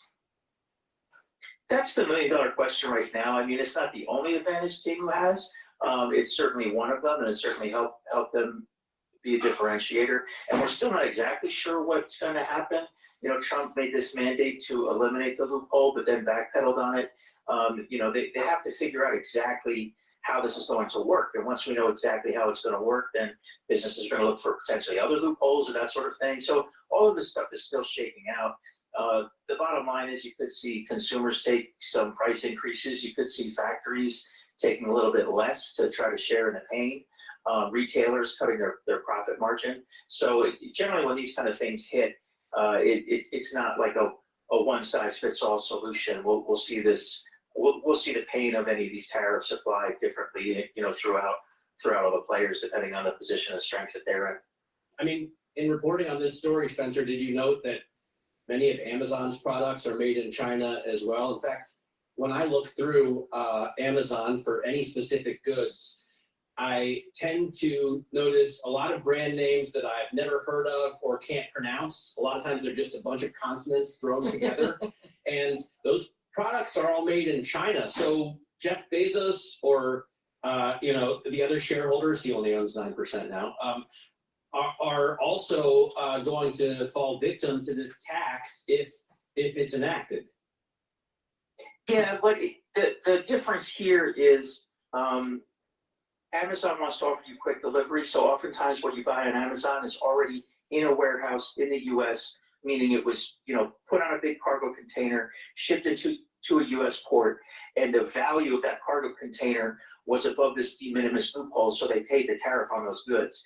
The difference here is it's being packed in China to be shipped directly to you, in which case that individual item is coming in under this $800 de minimis threshold, in which case no tariffs apply. So that's the big differentiator. I mean, so much stuff is made in China, whether you buy it in a store or on Amazon or whatever. The source of a lot of these goods is still the same. It's just a matter of the how it navigates into the U.S. Great quote in here from one of the sources. Some people are saying you shouldn't shop on Temu, but Amazon is selling literally the exact same product for double or triple their price. So there you go. Spencer Silver, technology and e-commerce reporter for Bloomberg News, joining us from Seattle via Zoom. You can read more of this story on. Okay, I'm going to pivot over to Fox Business. They're talking about fraud at the energy department. Many millions of dollars, it looks like. So let's play that. Joining me now, Mr. Trump's Energy Secretary, Chris Wright. Mr. Secretary, in the past, you said global warming could be a good thing, and that the planet could stand to be a little warmer. What's good about global warming, Mr. Secretary? And good morning to you. Good morning, Stuart. Look, everything in life has trade-offs, but a warmer planet with more CO2 is better for growing plants. The world has been getting greener for decades. 14% more greenery around the planet today than there was 40 years ago. And we have far more people die of the cold than die of the heat. So everything has a trade-off, but yeah, there's pluses to global warming as well as negatives. But the bottom line is it's just nowhere near the world's biggest problem today, not even close. It seems to me, looking at what's going on, that the Green New Deal is almost dead. Am I right? I think it's in progress of being killed off. President Trump was elected to bring common sense back to Washington. And boy, he's doing that in grand style. Think of the American dream, Stuart. I know you often talk about it. The American dream is your children are going to have better lives than you. We've had 4 years of making energy more expensive and getting in the way of this next generation from realizing the American dream. You want to just get rid of that. You want fossil fuels to come back big time, right? Absolutely. We want all energy sources that can look. Drill, baby, drill. That's the reason why I voted for Trump. For the cost of energy, expand job opportunities, and have more stuff made in America. That requires more energy and lower cost energy. And yes, America and the world run on fossil fuels today, and they will continue to. But if there's other energy sources that can add to that portfolio without increasing the cost of energy, we're all in for those as well. Yeah, you called you want to prioritize nuclear energy. So how fast can we get nuclear power truly expanded? Is it a process? This is where I deviate from what they're saying. I am against nuclear power. I just think that the chances of, even though it's rare, you have low probability that there's a bad event that takes place, a black swan event that takes place. But if it does, it's a catastrophe.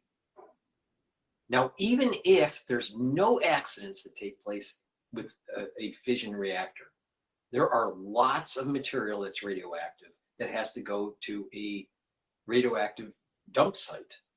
A lot of times when they're decommissioning these sites, they leave everything on site. So this stuff stays radiated for, you know, what, thousands of years. Even if there's no accident, but let's say you do have an accident like 3 Mile Island or Chernobyl or Fukushima. It's a big problem. So it's low probability, but very high impact. Now, I'm all for research in fusion reactors because they're much safer if we can get them to be more efficient. But that's still in the research phase. Fission reactors that we have today, yeah, they can be made safer, but what do you do with the radioactive material? Now, some people say, well, you can just repurpose the fuel rods. That's true, but you can't repurpose radioactive gloves, radioactive masks, radioactive goggles, radioactive machinery. What do you do with the radioactive, the radioactive reactor, or the bolts and the nuts and the metal and everything on site? The transportation vehicles going back and forth from one building to another, they're all radioactive. They all cannot, you can't take a car, literally, used on a radioactive site, all right, and decide to put it on put it on an online, used car broker. What are you going to do with all of the material that's radioactive? Now, some material is hyper radioactive and some of it's low radioactive, but it's still radioactive. So it's not safe. It's this idea that these fission reactors are safe and clean is a canard. You have a low probability event for a meltdown. But if it does happen, you're talking major catastrophe. And Fukushima is a perfect example. Very low probability, but everything went wrong. With the backup generators and the flooding and everything went wrong. And then voila, they have a major radioactive problem. And they're still filling up those containers with radioactive water. And they have to release that water into the ocean. Now that's clean. We're supposed to believe that this is clean. It's not clean. Is it high density energy? Yes, absolutely. But it's not clean and it's not safe. Because if that low probability event does happen, your community is radioactive. And most likely you'll get cancers. And how long does it take to clean up? Thousands of years? Stupid. Stupid. So I am totally against nuclear power. Fission reactors. Now, if you have more reactors being built, you have a nuclear industry that's pushing for upgrades with our nuclear capability for weapons of war, which is another problem.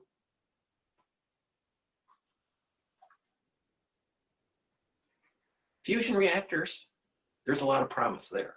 That makes sense because the moment you cut off the fusion reaction, it's not self-sustaining. It shuts off right away.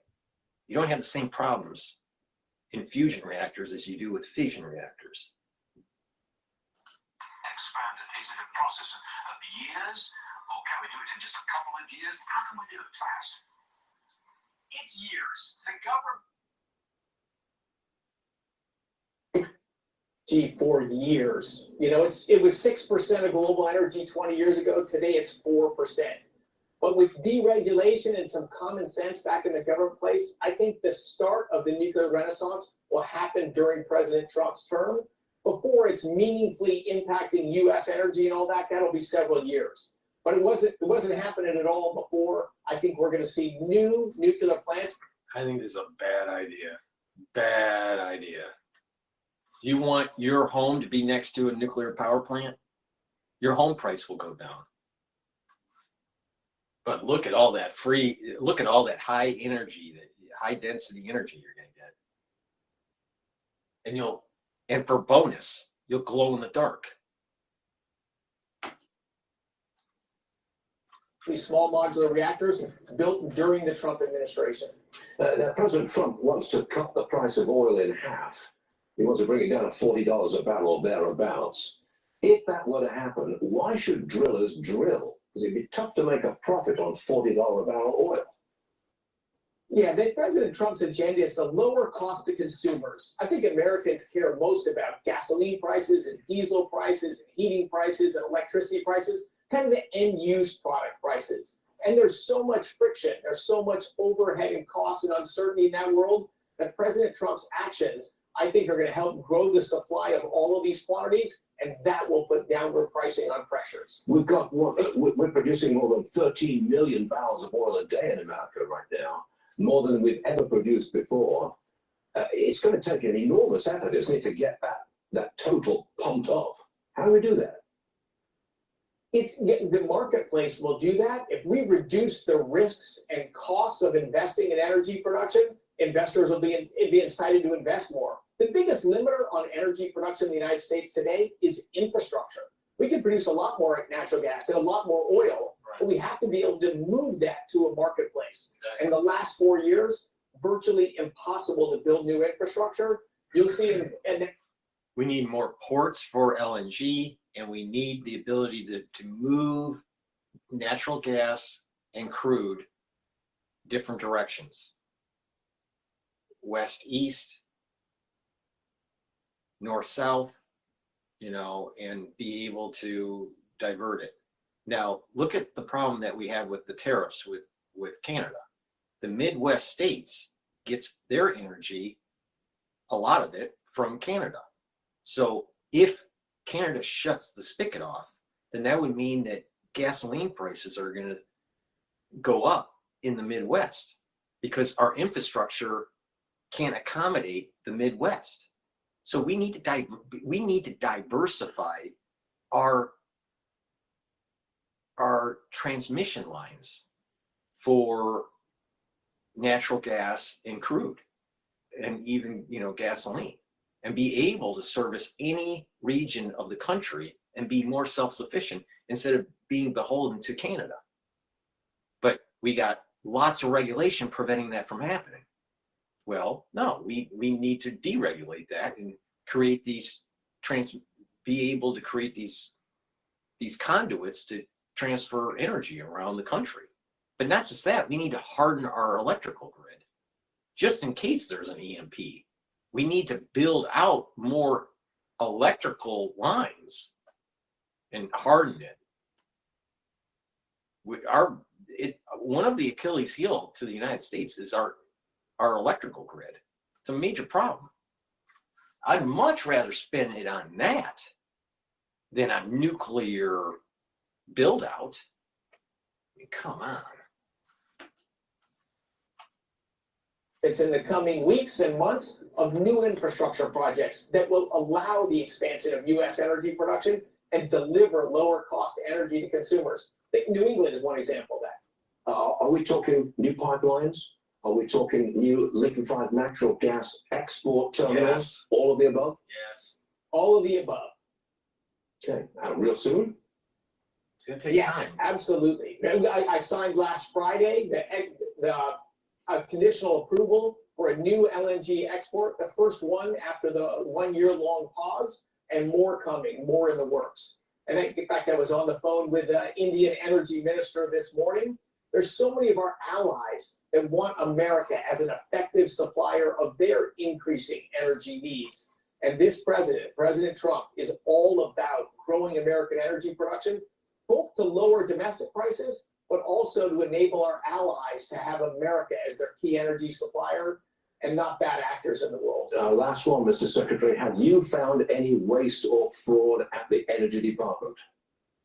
Absolutely, absolutely. Look, I've been in the seat a little over 2 weeks. We've already found many millions of dollars of money that was spent and was being spent, just simply adding nothing of value to the American people. So we've cut out some needless expenditures, and we're doing everything we can to become better stewards of American taxpayer monies without sacrificing the DOE mission. In fact, we want to expand the DOE mission, but do it all at lower cost and more efficiently. That's how businesses run. Energy Secretary Chris. Exactly. Rock, Mr. That's what we Secretary. Thank you need. very much. We need more efficiency, and what will happen is the end user will actually get more benefit. Please go to my store, the-studio-reykjavik.com. Get the structural nano silver toothpaste that I offer. It is fluoride free. It has the structural nano silver. It'll whiten your teeth, freshen your breath, maintain your gum line, reduce inflammation, improve your gum health. And with good oral hygiene, you're reducing the chances of cardiovascular disease and valvular disease.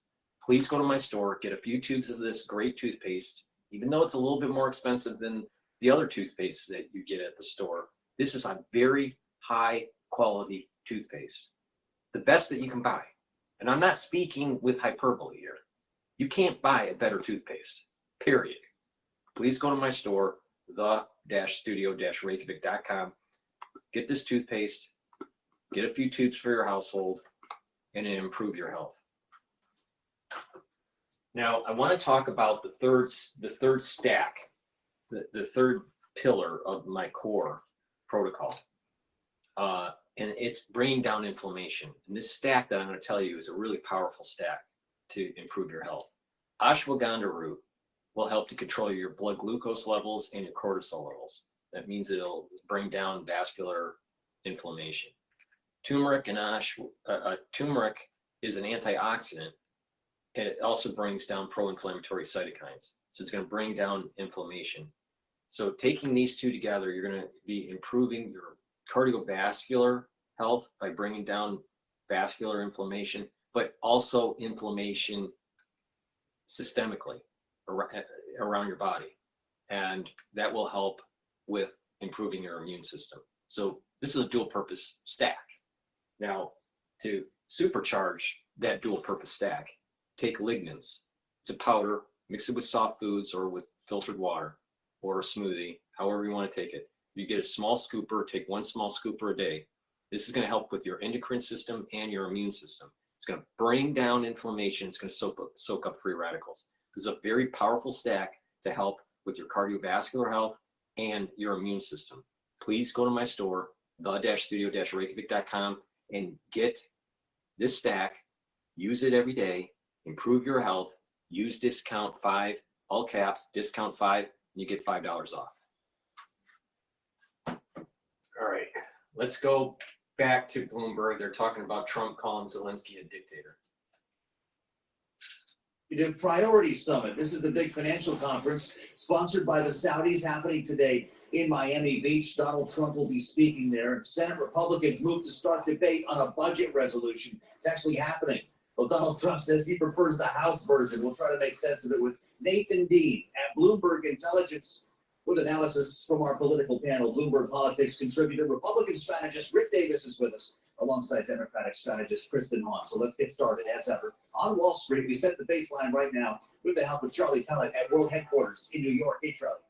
There, Joe Matthew, a very busy day in terms of the news flow. You got it covered in Washington. I got it covered here in New York with a developing story out of both cities right now, and that is the Trump administration plans to pull congestion pricing. That, according to the New York Post, again, the headline on the Bloomberg right now, the Trump administration will terminate New York City congestion pricing approval. Awesome. U.S. stocks That's lower awesome. across the board. And you know what? And you know what's interesting? You know what's interesting with this? All right. So Trump is going to cancel congestion pricing. All right. And then you remember what early on in this transmission we were talking about Hochul trying to push out Adams. Mayor Adams aligned himself with Trump to help with ICE to get rid of the illegal aliens. All right. the Democratic Party and Hochul don't like that, and they're trying to push him out. All right, so Trump, this is the genius of the way Trump works. It's chaotic, and I didn't expect this. All right, and I've been following this every day. All right, so he counter moves Hochul and says, "Oh, really? Well, guess what? We're at the federal government is going to cancel your congestion pricing because it's probably causing problems with interstate commerce because it's a tri-state area. There's multiple states coming in. You have New Jersey coming into New York, and you also have Connecticut coming into New York. So that's what I think the legal reason why he can do this. I could be wrong, but that's my gut feeling on this. But it's a counter move against Hochul because of what she's trying to do with Mayor Adams. Trump, I tell you, the guy works on a different level. He's a master at counter moves. At world headquarters in New York, the voice of the New York subway system as well as Wall Street. Good to have you with us here on the Wednesday edition of Balance of Power. It is Wednesday, right? It's weird on a short week. Yeah, it's Wednesday already, everybody. The 19th of February, Bloomberg Radio, the satellite radio, Sirius XM channel 121, and YouTube, where you can always find us, like right now, by searching Bloomberg Business News Live. It'll be an interesting day. We do have some actual news from inside the bubble as the Senate, you didn't think I was going to go there first. The Senate moves on a budget resolution. That's actually a pretty big deal around here because we're going to run out of money in the middle of next month. $300 billion plus. They call it the skinny resolution.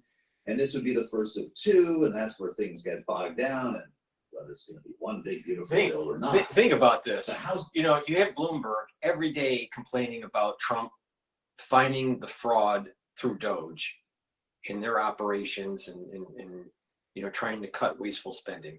But then also Bloomberg keeps on promoting, we got to keep on raising the debt limit, keep on raising the debt ceiling, because we might be running out of money and we might go default. Don't you think it's really important to trim down the government because of the wasteful spending? So maybe we wouldn't have to raise the debt limit. Wouldn't that be a great idea? Stop the wasteful spending first. No, we have to raise the debt limit. Or the bondholders may not get their coupon payment. dictator without elections. Zelensky better move fast, or he's not going to have a country left. He says, meantime, we're successfully negotiating an end to the war with Russia, something I'll admit only Trump administration can do. This is after he was speaking with reporters yesterday, suggesting that President Zelensky and Kyiv started the war, as Vladimir Putin said back at the time. So we're trying to figure out the way forward here, and it's all coming against the backdrop of some real noise when it comes to threatened tariffs and other unilateral actions. Jenny Welch helps us with all of this. She is the chief geoeconomics analyst at Bloomberg Economics, and it's great to have you back at the table for the second time in a week here. This is quite a moment for Ukraine. The economic implications here would be huge, as the Secretary of State talks about potentially a new economic partnership, maybe blowing the doors off this thing and going big. With Russia. With Russia, is that possible? I think it's certainly possible, and it seems that some of the conversations might have been around, for example, jointly exploiting resource opportunities in the Arctic, and this conversation about geostrategic and geopolitical cooperation. Is that a reference to maybe working together, as you know, the first Trump administration hoped to, with Russia against China? I think if we look at the no limits partnership between Russia and China today, that's quite a far stretch of the imagination, but that seems to be the atmosphere of these talks. So much more positive than what you normally expect from a U.S.-Russia bilateral meeting. Yeah, how true. So the questions then become, what happens to Ukraine here? Because it does seem like Vladimir Zelensky is accusing Donald Trump is peddling Russian misinformation. This thing is going off the rails pretty quickly, isn't it? Is he correct about any of that? So the relationship between the U.S. and Ukraine looks especially strained in recent days. You know, we originally heard over the weekend from President Trump that no, Ukraine will be part of the talks. Yeah. This post seems to suggest otherwise. And, you know, when you listen to members of the diplomatic team that was in Saudi Arabia yesterday, it's not quite clear, will Europe end up having a seat at the talks? Mm-hmm. Theoretically, they would need to be there for Ukraine to agree to any kind of deal, for Europe to be involved in any deal on sanctions relief and footing the bill as the US wants them to for Ukraine's security, but it's not clear what voice they will have in the talks. And so then I think the worry becomes in both Brussels and in Ukraine that a deal will be foisted upon them. And I think then they might face the difficult question of, do you try and go it alone? Do you try and do this without, for example, US military aid? Will Europe be willing to backfill that aid to Ukraine so that it can continue this fight? And I think those are some of the many questions that both sides of the European continent are wrestling with right now. So as a geo-economist, I just wonder how you're looking at this, remembering at the outset of the war, everyone learned that Ukraine was the breadbasket, that Ukraine was a massive player when it came to energy, the impact on prices that we saw following the invasion. If you start to unwind some of those concerns, what does it look like? Well, I think it's even bigger than Ukraine, right?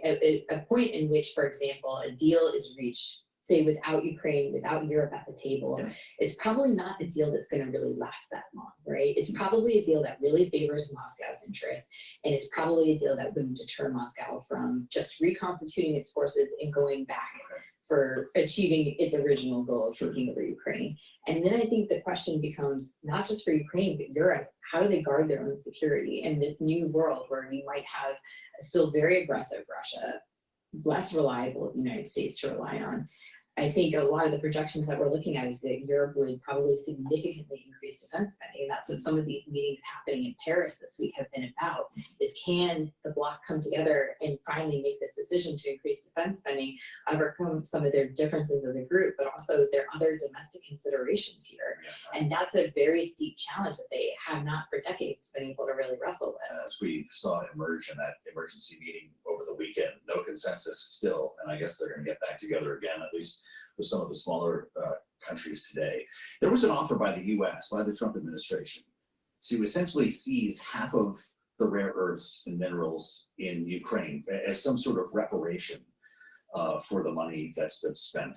Zelensky said no. How important is it for us to access those materials from an economic standpoint? We're staring at China here, a war that could involve a lot of these materials to make EVs and other, of course, technological advancements. So Ukraine does have some pretty significant deposits of things like lithium, titanium, graphite, strategically valuable materials.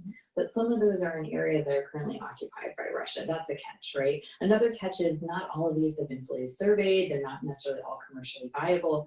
But I think at the end of the day for Zelensky, he's saying, I can't offer up 50% of my country's minerals in return for what seems like relatively vague security guarantees, right? Now, the latest I think we've heard is that, they rejected the initial offer from the United States, but conversations are still ongoing. So maybe they can still with the security guarantee, a deal like that might be cut.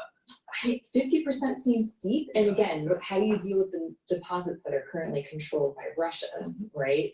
But I assume they'll continue to try and play out these conversations as maybe a way of holding back the worst possible pathway, which is that the US just throws its hands up and says, we're going to only deal with Russia. So I mentioned tariffs in the outset here. Is uncertainty a strategy when it comes to geopolitics? Because that does seem to be the common thread through all of this, right? Threaten tariffs, rescind them when conditions are met, kind of go for broke, then pull it back when the conversation or the meeting takes place. This matter in Ukraine is its own version of that, right? Yeah, I think for President Trump, certainly within the realm of foreign policy, he seems like unpredictability is an asset, right? He likes to keep his opponent guessing. How does that work in your business? Well, I was going to say, I think a problem is more for US businesses. Uncertainty is not the ideal operating environment, right? And we now have, I think it's 4 sets of tariffs that are likely to hit at some point between March and April, from the Canada-Mexico tariffs that were delayed, reciprocal tariffs, steel and aluminum, and then now these new tariffs on cars, pharmaceuticals, and chips. Which have not been detailed. No. So we don't know exactly how those would work and which of those would be tariffed. Yeah, exactly. Or at what level. Exactly. So uncertainty is a 25% strategy. and maybe higher for You work in pharmaceuticals. the economics business, so how do you model anything in an environment like this? You just go home and pack up your toys? We do our best guess at trying to estimate it. You know, I think for some of the specific goods, we can try and capture it. But like reciprocal tariffs is a challenge because he said it's not just the tariffs these other countries are charging, it's all the non-tariff barriers. Sure. How you quantify that. So you've got the VATs to deal with in Europe and so forth, and the math starts to get really complicated. Yes. This is what Jenny Welch spends all day trying to figure out. With her help, we can do this together on Balance of Power. Thank you so much, as always. Bloomberg Economics, geoeconomics analyst. Please go to my store, the-studio-reykjavik.com, and get the great supplements that I offer to help with your health and wellness. Elderberry zinc lozenges and Manuka honey lozenges are great ways to mitigate irritants during the cold season and during the allergy season. Each bag for the lozenges, you get 21 count, and they're very high quality structural nanosilver lozenges. Now, I also have structural nanosilver drops, which are smaller than the lozenges. You get 100 in each bag for the drops. And I have new packaging for the drops. It's the same quality as before. Blueberry for the flavors. You can get also honey and lemon and cherry. So please go to my store, get the structural nanosilver drops or the lozenges, get a few bags for your household. Make sure you have some at work, a bag, a couple bags at home. You don't know when you're going to get that irritant, but once you have that irritating feeling in your throat, take the lozenges and the drops right away, and you're going to mitigate the problem. So please go to my store, the-studio-reykjavik.com. Get a few bags for your household. They're very high quality. Use discount 5 and you get $5 off. Another great product that I have that you should be taking every day is the collagen. All right, collagen peptides has a very extensive amino acid profile that you can take a look at more carefully on my website. I have the label there. This is a high quality collagen that will help to improve your bones, your muscles, your joints, your hair, your nails, and your skin. To improve your skin, the best way is to get the skincare box, the anti-aging skincare box, either the beginners or the advanced. Now, in the anti-aging beginners box for the skincare, you get the collagen, the vitamin C, and the structural nanosilver gel. All right. And the gel is to help with the health of the topical layer. The collagen and the vitamin C cross-link with filtered water. You should be drinking about 64 ounces of filtered water a day to get the cross-linking of the vitamin C and the collagen. And what will happen is that your skin dermal layer is going to improve. Now, for the basal layer in the advanced box, you get everything in the beginner's box, the collagen, the vitamin C, and the structural nanosilver gel, but you also get C60 and resveratrol. That brings down the stress levels in the basal layer, and because you have adult stem cells there to rejuvenate your skin, and your skin cells are dividing, and then you have different layers of skin with different concentrations of keratin. Your skin will be healthier because you're improving the source of the new skin cells. So please take the collagen, improve your joints, your bones, your muscle, your skin, your hair, your nails. Really important. Do some resistance training to improve those joints, muscles, and bone structure. You get a big scooper. I mix it with soft foods like hummus. You can mix it with also yogurt is a great way to do it. Some people make a shake or a smoothie or mix it with milk or with just filtered water. It's up to you, but take it every day. You take one scooper a day Take it every day to improve your bones, your muscles, your joints, your skin, hair, and nails. Now, I was talking about the structural nanosilver gel. So you use it, it's a multi-purpose product. You can get it in a tube form or in the easy to use dispenser. Have some available at work and at home. It's a dual purpose product. Again, you use it as a skincare. You put it on your skin every day. You can put it on before you go to bed and then exfoliate in the morning is a great way to do it. Put it on a wound. It'll heal the wound quicker. And if someone's sick around you, or if you're not feeling well, make sure you put it on your hands, on your nose, or around your nose, around your mouth, around your eyes, around your ears. Lightly coat your nostrils. They'll stay active for 5.5 hours. If you start having a lot of drainage, put a little bit more gel in your nostrils, and what you'll notice is that you're going to reduce that inflammation, especially if you have a stuffy nose. It'll reduce that stuffiness and that inflammation and that soreness, but also it will help to dry up that drainage.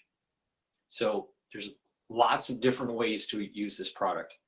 You can use it as an aftershave. Guys, after you shave, put it on your face and it'll soothe that shave. Females, you're shaving your legs, use the structural nanosilver gel on your legs to reduce razor burn and to heal your skin. Please go to my store, the-studio-reykjavik.com. Get the structural nanosilver gel. It's dual purpose. And just in case someone's sick around you, use it right away. Please go to my store, use discount 5 and get $5 off. Waiting for this ruling. Once that happens, may in fact move to oust Eric Adams. That's something that we'll be keeping tabs on for you here today. As attention shifts to Miami, this is not a crypto story, although I guess it could become. You've got to be crypto bros crawling all around the FII, right? We'll have to ask Tyler. This is the big summit here, funded by the Saudi Investment Fund, right? The Future Investment Initiative Institute. Not likely a place Joe Biden would have been dropping a keynote speech in the first month of his first term, but here we are.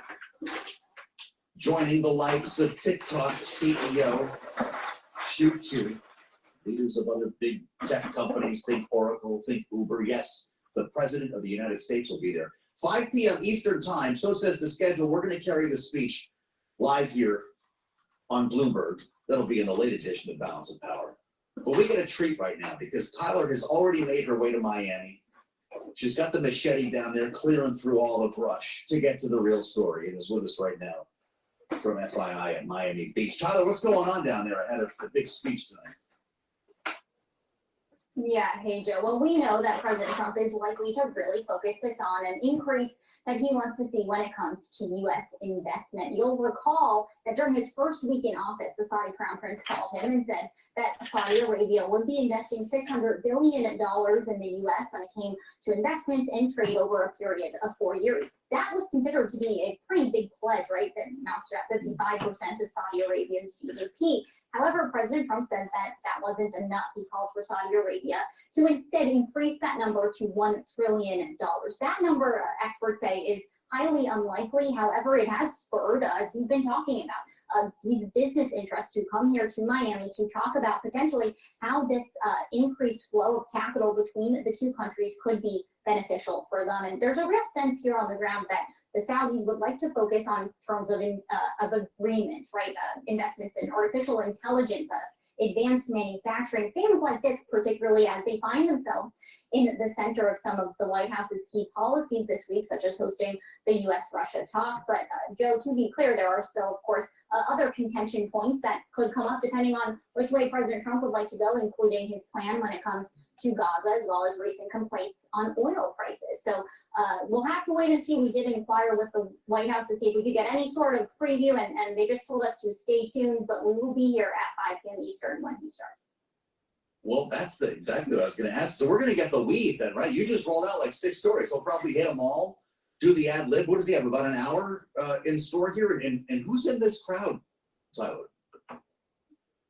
Actually, yes, about an hour. According to the schedule, he is set to depart here at 6:15 Eastern. So give or or take there. We know that there are some big tech titans. You mentioned the TikTok CEO, also Ken Griffin, Steve Cohen. We know that other industry leaders, including the chief executives of Uber and Oracle, will all be here. And we talk about the leave. I'm also interested to see if he makes any remarks about potentially a PGA Live merger. That's something that often comes up when we're talking about Saudi-backed ventures, right? And something that has often divided Washington on a bipartisan basis when it comes to Congress, which has launched investigations into this merger amid criticism of Saudi Arabia's record when it comes to human rights abuses, for example. So whether or not that could come up is also a big question, but it could be a wider range of things here as President Trump makes his debut here in Miami.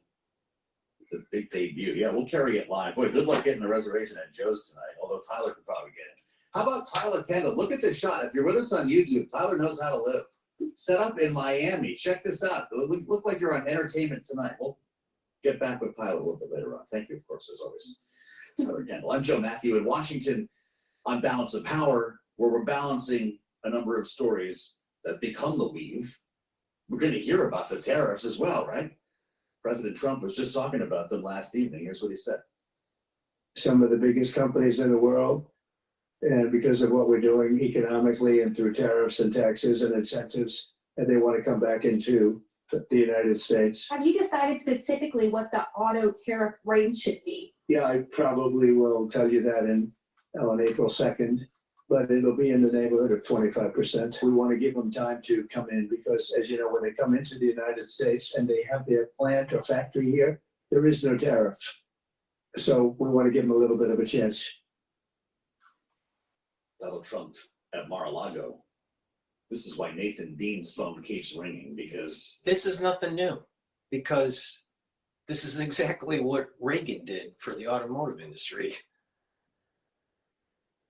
But you had Jack Welch MBAs in the 80s and 90s trying to ship all the manufacturing out because you needed to increase shareholder value. Meanwhile, our society became less self-sufficient and became more beholden on cheap imports from China. But the Walmart family made tons of money.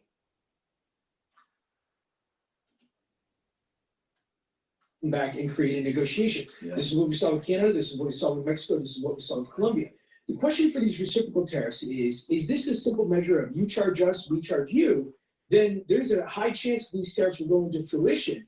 But if there's other things that, like, say that there's negotiations with the European Union on cars, or maybe banks in Canada, things that President Trump has talked about, if there's negotiations that take place, potentially these tariffs will come back. But, you know, ultimately you do have to prepare for these tariffs because at a certain point, we do think President Trump is going to move forward like he did with China and the 10%. Markets have been interesting. I mean, you're hearing from investors, and they're saying, you know, let us know when it matters, guys. Let us know when we should carry. S&P's at a new high yesterday.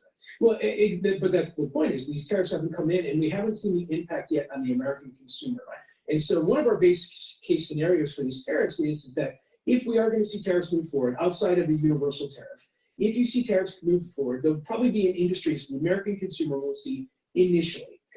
You know, think of food prices, think of potash, you know, I mean, Canada fertilizer, you know, the industry there. So, you know, we'll see. I mean, obviously, it's hard to predict, and we have to always apologize to our clients that we don't know what's going to happen here. But you have to prepare for them, always with the idea that these deadlines are not deadlines. These are self-imposed deadlines. Yes. And so President Trump can always come back and say, based upon my conversation with Prime Minister Trudeau or with the European Union, these tariffs have been pushed off. And so then we'll just fight, you know, see that delay, and we'll have to deal accordingly with it. Well, it's interesting because tariffs were supposed to help pay for tax cuts. Remember, this is like before we even got to the election, never mind the inauguration. It was part of the argument. You got to have them all together, extend Trump tax cuts. Look at these beautiful tariffs they help to pay for because they raise a lot of revenue. We're working on the tax cuts now. In fact, there's a budget resolution that's moving. Well, we've got one in both sides, both chambers, House and Senate. Whether it's one big, beautiful bill or another, we could have a standoff.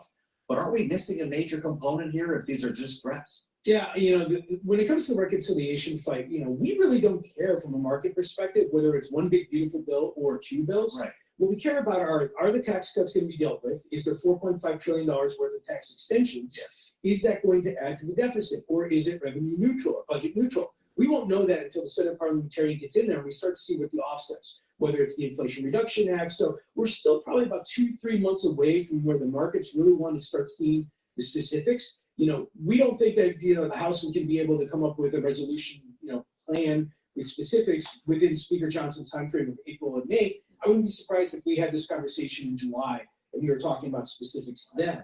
But when it comes to tariffs, just note that if tariffs do go into the reconciliation discussion, then it becomes a congressional tariff, not a presidential tariff. And it sort of, handcuffs President Trump's ability to negotiate if it goes into the record. But again, we've never seen what's happened with the External Revenue Service that President Trump floated about earlier. We're actually going to have a conversation with the head of the CDO coming up in the next hour. The ability to score all this is impossible, right? Well, I mean, look, you start talking about external factors like tariffs, the idea of dynamic scoring. We're not about to change the way we do this. No, and we're telling our clients, don't worry about the CBO scoring all that much. Because ultimately, Congress is going to figure out a way, or the Republicans will figure out a way to get it close to the Senate parliamentarian will approve it. Sure. The question is that will Republican lawmakers, certain Republican lawmakers, go forth to pursue and vote for a reconciliation package that potentially could increase the deficit? If the CBO comes back and says, look, we see economic growth here, but the deficit is going to increase by $1 to $3 trillion because of this, can they get the votes in the House when you can only afford to lose 3 at the moment? Can you get the votes in the House? That's the more bigger question, is the political question, because if it looks like this is going to be increasing the deficit, the tariff question, the DOGE question could all be moot because it comes down to those Republican lawmakers. It comes down to 3. Debbie Wasserman Schultz was on the other day. She said we're just looking for 3 good Republicans. We'll see about that because we have breaking news from New York. Looks like you're going to be able to maybe drive south of 60th Street again here and park your car. DOT confirms the Department of Transportation. If you're with us here on Bloomberg, I know this is important to you, especially if you're driving around New York, or maybe you're not driving around New York because of the congestion pricing. Confirming the termination of the New York congestion pricing program. This was a New York Post report, as you heard from Charlie Pellet a short time ago. Now it's a fat headline from the U.S. government. DOT confirming termination of congestion pricing program. Just another example of Donald Trump putting his finger on the scale here on the state level as well. Yeah, absolutely. That's the MO coming out of this White House. Nathan Dean, Bloomberg Intelligence.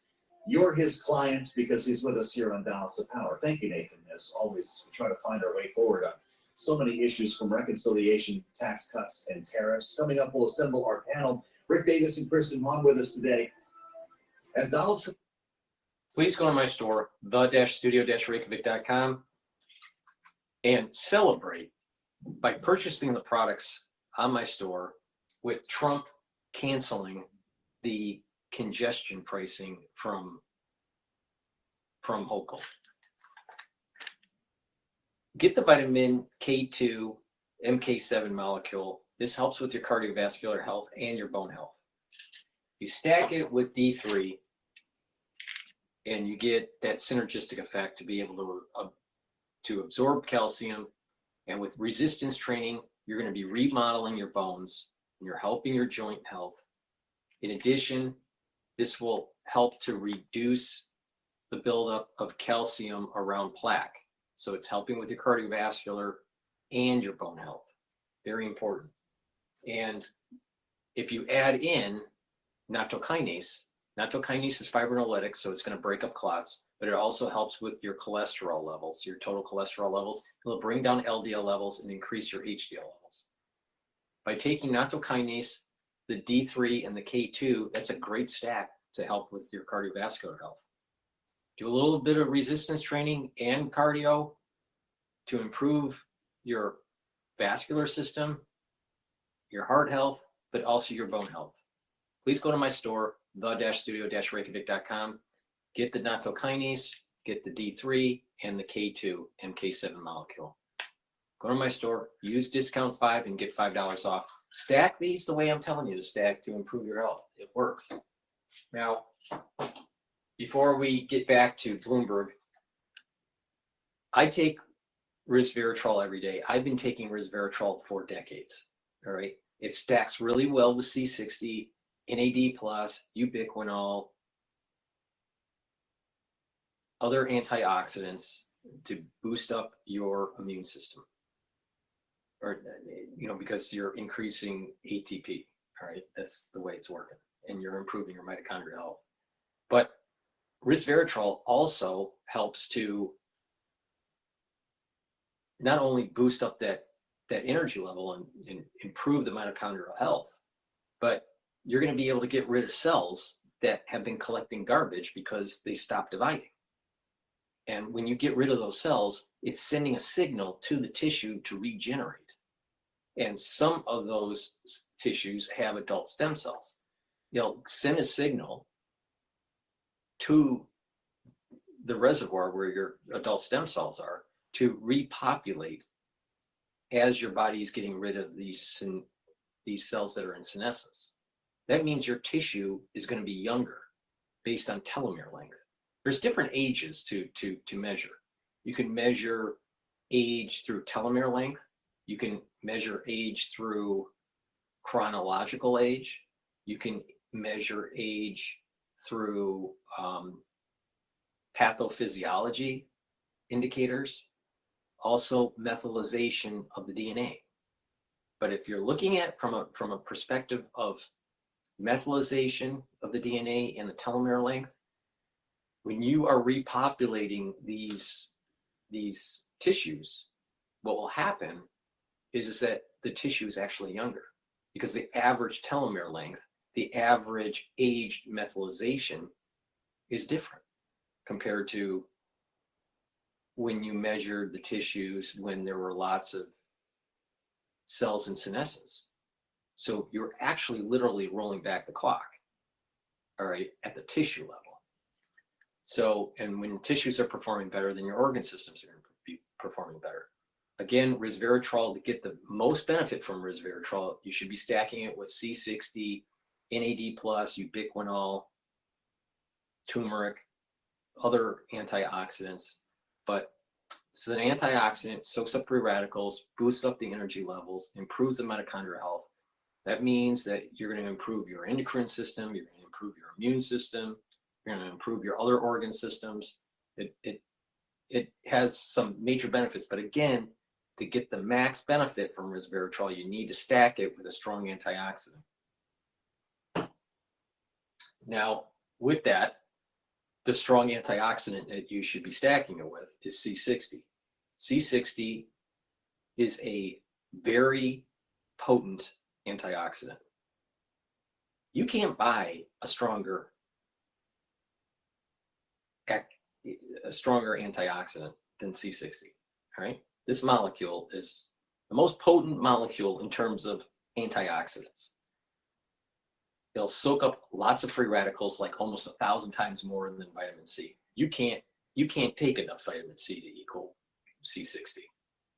So C60 soaks up lots of free radicals. That means it's bringing down the stress in the cell, improving the mitochondrial health, boosting up your ATP levels. That means you have lots of more energy. And with healthy mitochondria and energy, your cells are going to perform better. That stress that's taken away by soaking up those free radicals, the cells are going to perform better. By soaking up the free radicals in your blood, you're reducing oxidized LDL. That means you're reducing plaque buildup, because plaque is oxidized LDL. That's the reason why you want to bring down your LDL levels and soak up free radicals so you don't build up plaque. And C60 needs to be in a lipid for proper absorption. So it's in an oil because it's lipid soluble. You can get it in MCT coconut oil, avocado oil, and extra virgin olive oil. You can get it in a 2 ounce, a 4 ounce, or an 8 ounce configuration. Now, you should be taking this every day. Take it on an empty stomach for best absorption. Take a teaspoon a day, every day. A teaspoon a day, every day. Now, when you stack this with other things like resveratrol, like I mentioned, or stack it with turmeric, ashwagandha, and lignans, you're targeting other systems, like bringing down inflammation, soaking up those free radicals, taking supplements that bring down LDL levels, and you're improving your cardiovascular health. In addition, this will help with your neurons because the mitochondria in your neurons start to age. Well, if you boost up the health of the mitochondria, then the neurons will perform better and it will have more ATP. C60 does that for you. It's in bringing down the stress in the neuron by soaking up the free radicals, improving the mitochondrial health. You're boosting up your ATP in your neurons. You're producing more neurotransmitters. You're allowing those presynaptic neurons to fire those neurotransmitters at a higher frequency with a stronger signal. And that means you're going to think better. You're going to have positive neuroplasticity. So please go to my store, get healthy, soak up those free radicals. You get huge benefits from taking this by soaking up lots of free radicals. You're going to be slowing down the aging process and improving your endocrine system and improving your immune system. It stacks really well with the other products that I offer, like NAD+, resveratrol, ubiquinol, turmeric, ashwagandha, lignans, Max 35, Boomer Boost. When you do that, you're really supercharging the effects. The key here with the health protocol that I've developed, boost up your immune system with the Max 35, bring down free radicals by taking strong antioxidants like C60, bring down pro-inflammatory cytokines in chronic inflammation by taking turmeric, ashwagandha, and lignans, and boost up your metabolism and your energy levels by taking Boomer Boost. And when you stack all that together, that's a powerful health protocol to slow down aging, to have more energy, to have more vitality, improve your different organ systems, your immune system, your endocrine system, your brain function. And you can add stuff to it to supercharge that, but that's a very powerful stack that I just mentioned. So please go to my store, the-studio-reykjavik.com, use discount 5 and get $5 off. If you buy an anti-aging box or a longevity box, the box is designed to be at a discount compared to buying the individual products. All right, so it behooves you to actually purchase an anti-aging box or a longevity box to get the more bang for your buck. Use discount 5 on top of that, and you get an additional $5 off. So please go to my store, the-studio-reykjavik.com. The link is in the description of this video and all my videos. Get the products, help support my work, and better yet, support your health. It's a holistic approach. Listen to what I've been saying for every video. You follow my lead, you'll get healthy.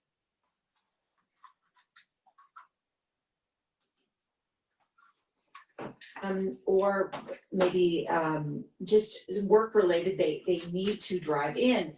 But the problem here is that, you know, New York City runs on its public transportation system. I mean, there are just millions of people that use the subway, the buses, the commuter rails, the 2 commuter rails every single day. And this is how they get around. This is how they get to work and to school. Many of these people cannot, and there's a lot of people in New York City, it's in some ways, it's just a lot easier not having a car. And so they are very dependent on public transportation. And the money is supposed to help modernize the system. This is a very, very old system, over 100 years old, and it needs some investment. Yeah, but here's the problem. A lot of the money with the increasing the fees year over year or every other year, they didn't invest into the infrastructure. They invested in the pension fund. So let's stop, do a deep dive. Stop thinking that it's just the infrastructure. What it is it's mismanagement of the funds that they've had for 100 years. And guess what? The MTA is a shithole. It's a complete shithole. But yet, that pension's funded.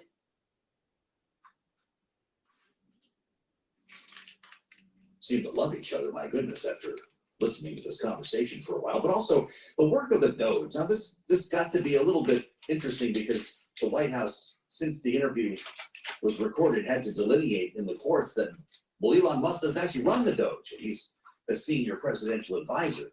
But speaking for the apparatus here, Elon Musk talking quite a bit about the work that they're trying to do here and the functions, as he calls it, of this entity. Listen to Elon Musk on Fox. One of the biggest functions of the DOGE team is just making sure that the presidential executive orders are actually carried out. And this is, I just want to point out, this is a very important thing because the president is the elected representative of the people. So it's representing the will of the people. And if the bureaucracy is fighting the will of the people and preventing the president from implementing what the people want, then what we live in is a bureaucracy and not a democracy. Let's start there with our great panel today. Rick Davis is with us, Republican strategist, partner at Stone Court Capital and Bloomberg Politics contributor, alongside Kristen Hahn, Democratic strategist and partner at Rock Solutions. Kristen, Rick, great to have both of you here. Look, we could talk about the DOGE all day long, and there's a lot of news. The group is turning the Pentagon next year, Rick, but I want to ask you about the optics of that presentation. I'm not sure I've ever seen an interview where a sitting president of the United States chose to share the stage with someone else, I guess other than their spouse maybe. What do you think about Donald Trump showing himself on par with Elon Musk, taking questions about policy together, speaking openly about their relationship? It shows that he's a comfortable leader and willing to delegate authority. That's exactly what you want. I would never have Rick Davis manage my money. Shadow president, he even addressed it in the interview where he's talking very frankly about people are all claiming that, basically I'm a puppet. And I must admit, I mean, like I've never seen an interview like that with the president. And Elon Musk sitting there with a blue blazer and a t-shirt that says tech support. And it's like, yeah, I'm nothing but a tech support for the guy. I mean, I'm sorry. I mean, it's like a Saturday Night Live routine. It kind of was. Anniversary, why not have the president himself involved? Kristen, what did you think of all of this? And what do you think J.D. Vance was doing at home as he watched this on TV? I don't know. Hopefully he's not watching this. I mean, it's interesting because, apparently Elon Musk's son doesn't seem to think that Donald Trump is the president either. You believe what he was doing during that weird other press conference that they had. But at the end of the day, Elon Musk, if you try to wade through all the crazy and the weird, I mean, he's doing a lot of things that are having a massive impact. And he just says that he's being, transparent. And that we should believe him because he's tweeting things here and there and there's crowdsourcing of information. But I can tell you that people, even inside these agencies, don't quite know what's going on. They ended up firing a number of people who were working on the bird flu epidemic on accident. So they're trying to hire them back now. So I'm not sure exactly what Elon Musk is referring to when he's talking about transparency. I saw Mitch Landrieu was doing former mayor of New Orleans was doing an interview earlier that made a lot of sense to me. He said, I had to cut the budget by 20% at a really difficult time, and you have to do it surgically. He's like, I can cut off 20% of my weight of my body, but if I cut off my leg, I'll bleed to death. So I think that was a pretty good analogy.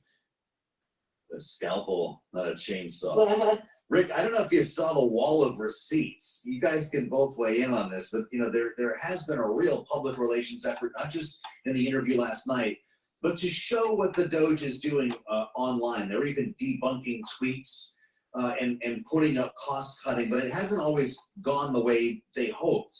As the New York Times reports, the cuts on the page amounted to about $16 billion in savings that were itemized here. Almost half of the line item savings could be attributed to a single contract for immigration and customs enforcement, an $8 billion contract, it said. Closer scrutiny found that was an $8 million contract.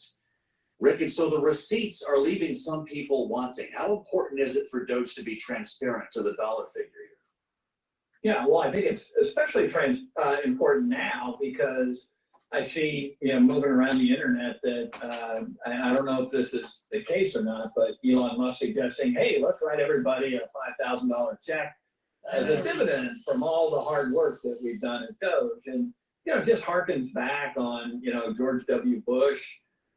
We had a surplus when he took office, and he decided to give everybody, a cut of that, and didn't make a material difference in most Americans' household budget, but it killed the surplus that the federal government had, and we immediately started deficit spending, which is where we've been ever since. So I'm a little confused because I read the same stories you do, though, whether or not this is a $6 billion savings or $60 billion savings. That's a pretty big gap. You would think if they're doing all this work and you're taking all the shots for doing it, that you want to itemize like what the taxpayers' benefits are. The receipts wasn't a great way to do it. There ought to be a more professional way to do that. We ought to be knowing what we're savings as we cut. And by the way, all of this should be factored into, the congressional activity, because I heard the president in that interview say, we're not cutting anything associated with Social Security, Medicare, and Medicaid, which is fine. I mean, he's been saying that for quite a long time. Except, $850 billion worth of savings that they're applying to the tax cuts comes out of Medicaid. And so maybe the Republican House leadership didn't get the memo that Donald Trump's saying don't cut any Medicaid funding. So it's all a lot of. No, I think he basically said that don't cut the end users' money. Not necessarily not to cut Medicaid funding, because there is bloated administration. I'm willing to bet there's at least $5 billion of wasteful administrative burden on Medicare, Medicaid, and Social Security. $5 billion minimum.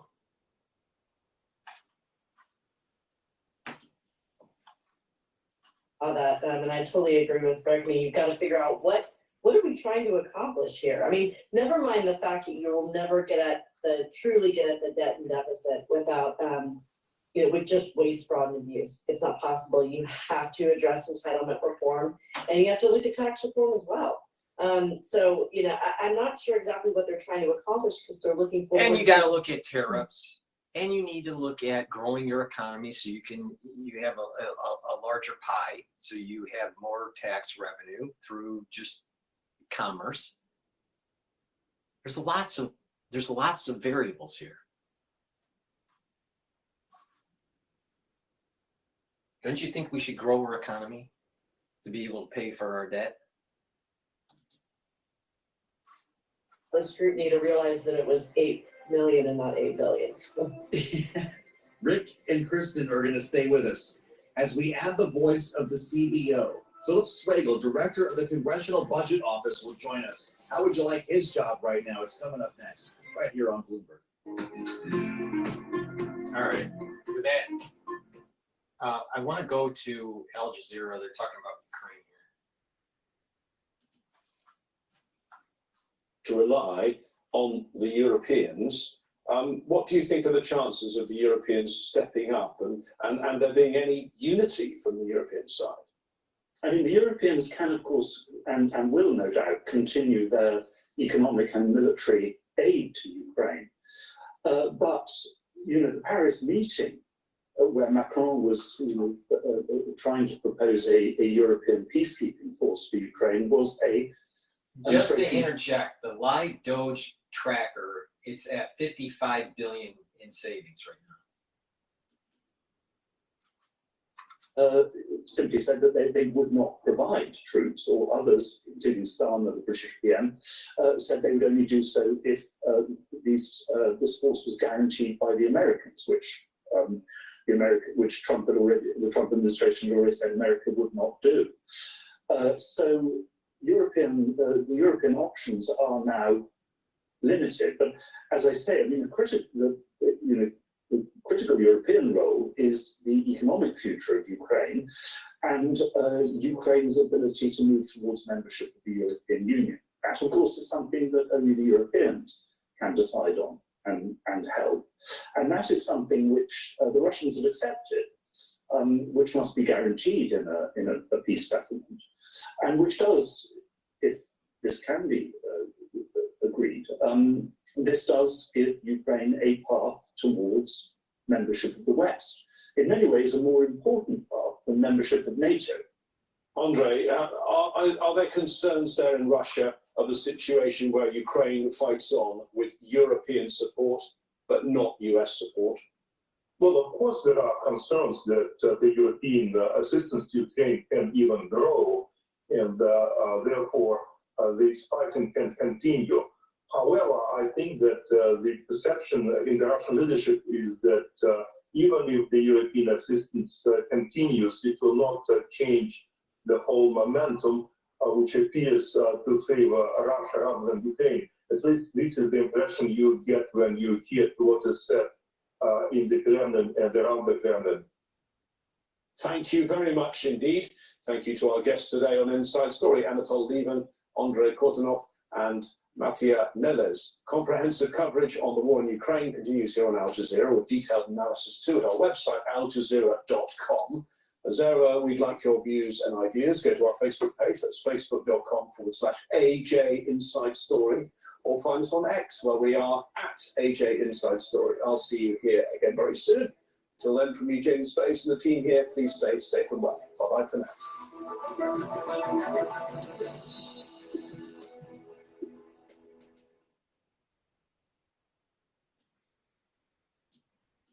Deportations of North Korean defectors. Human rights groups say they face imprisonment, torture, and even death in their home country. In desperation, some embark on dangerous journeys. 101 East reveals North Korea's fleeing defectors on Al Jazeera. For over 30 years, Human Appeal has been making the most of you. Okay, what I wanted to do is go back to Bloomberg here. They're going back to balancing power.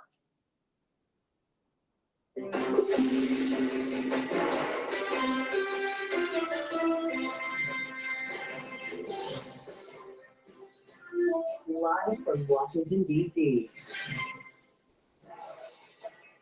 Two budget bills are moving on Capitol Hill, and Donald Trump picks a favorite. Welcome to the fastest show in politics as Senate Republicans move to start debate on a budget resolution a week before the House gets its turn.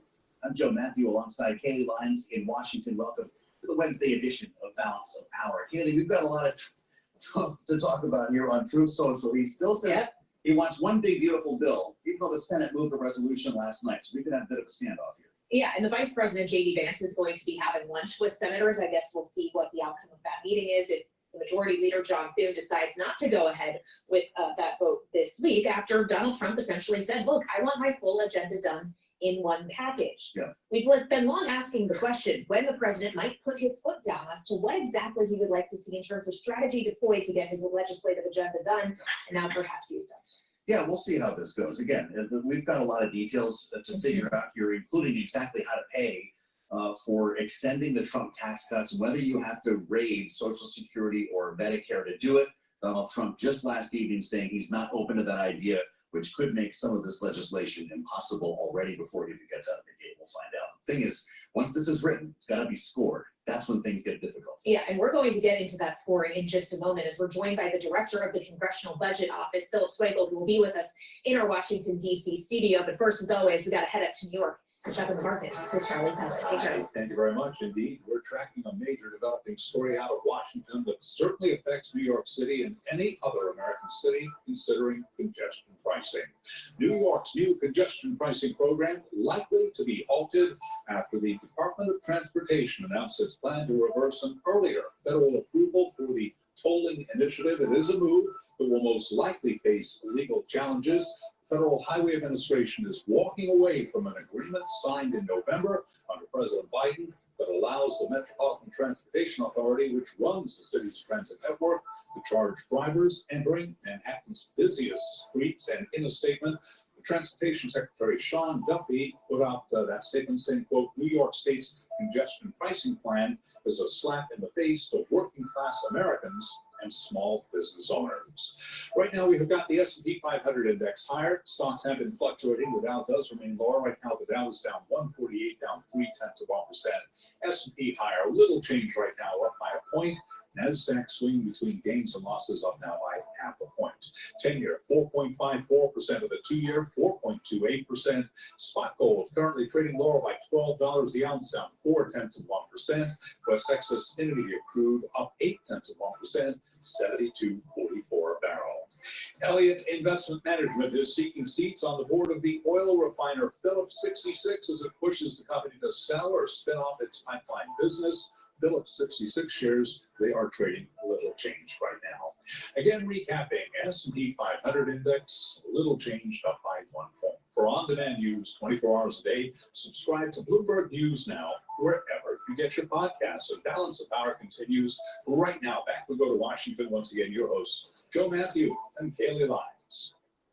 All right, Charlie Pellet, thank you so much. Here in Washington, today the Senate was gearing up to move forward on a budget resolution, a so-called skinny one, that would address part of the legislative agenda that President Trump wants to pursue, specifically providing funding when it comes to border security and changes to energy policy, a strategy pursued by Senator Lindsey Graham, who leads the Budget Committee in that chamber, as well as the Majority Leader John Thune.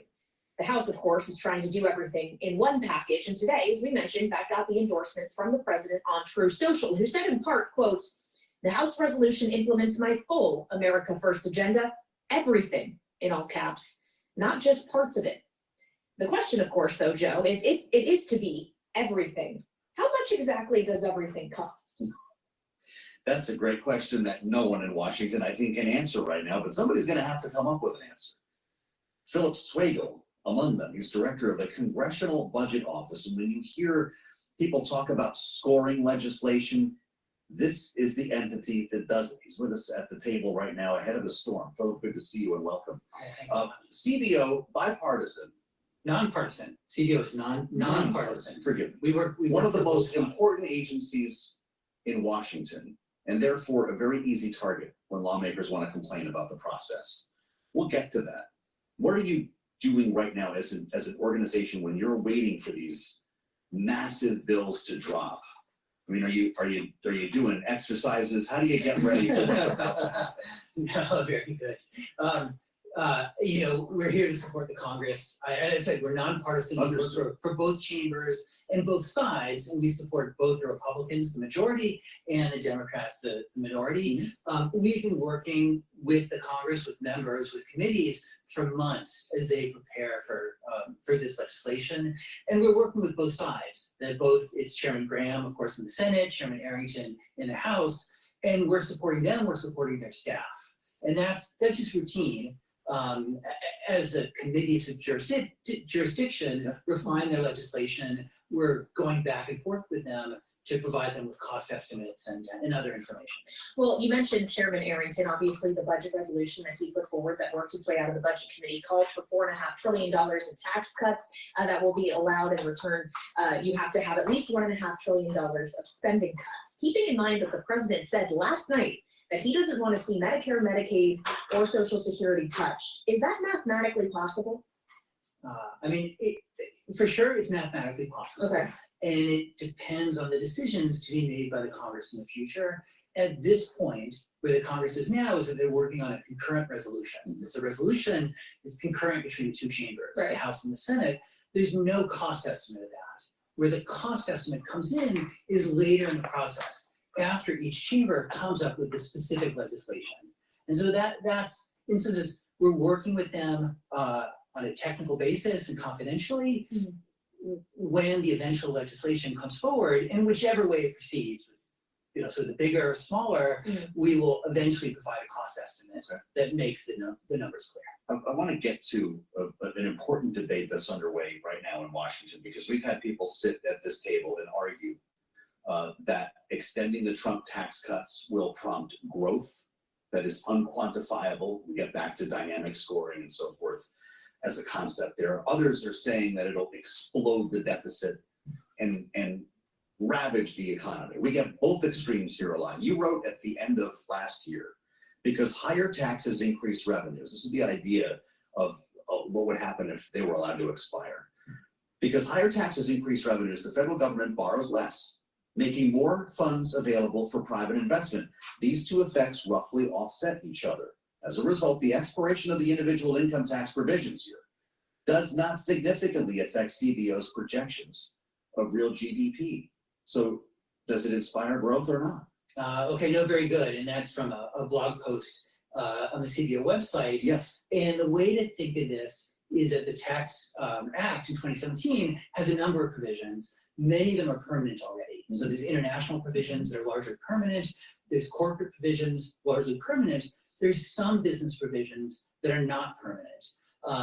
Expensing, research credit, and then there's the personal side.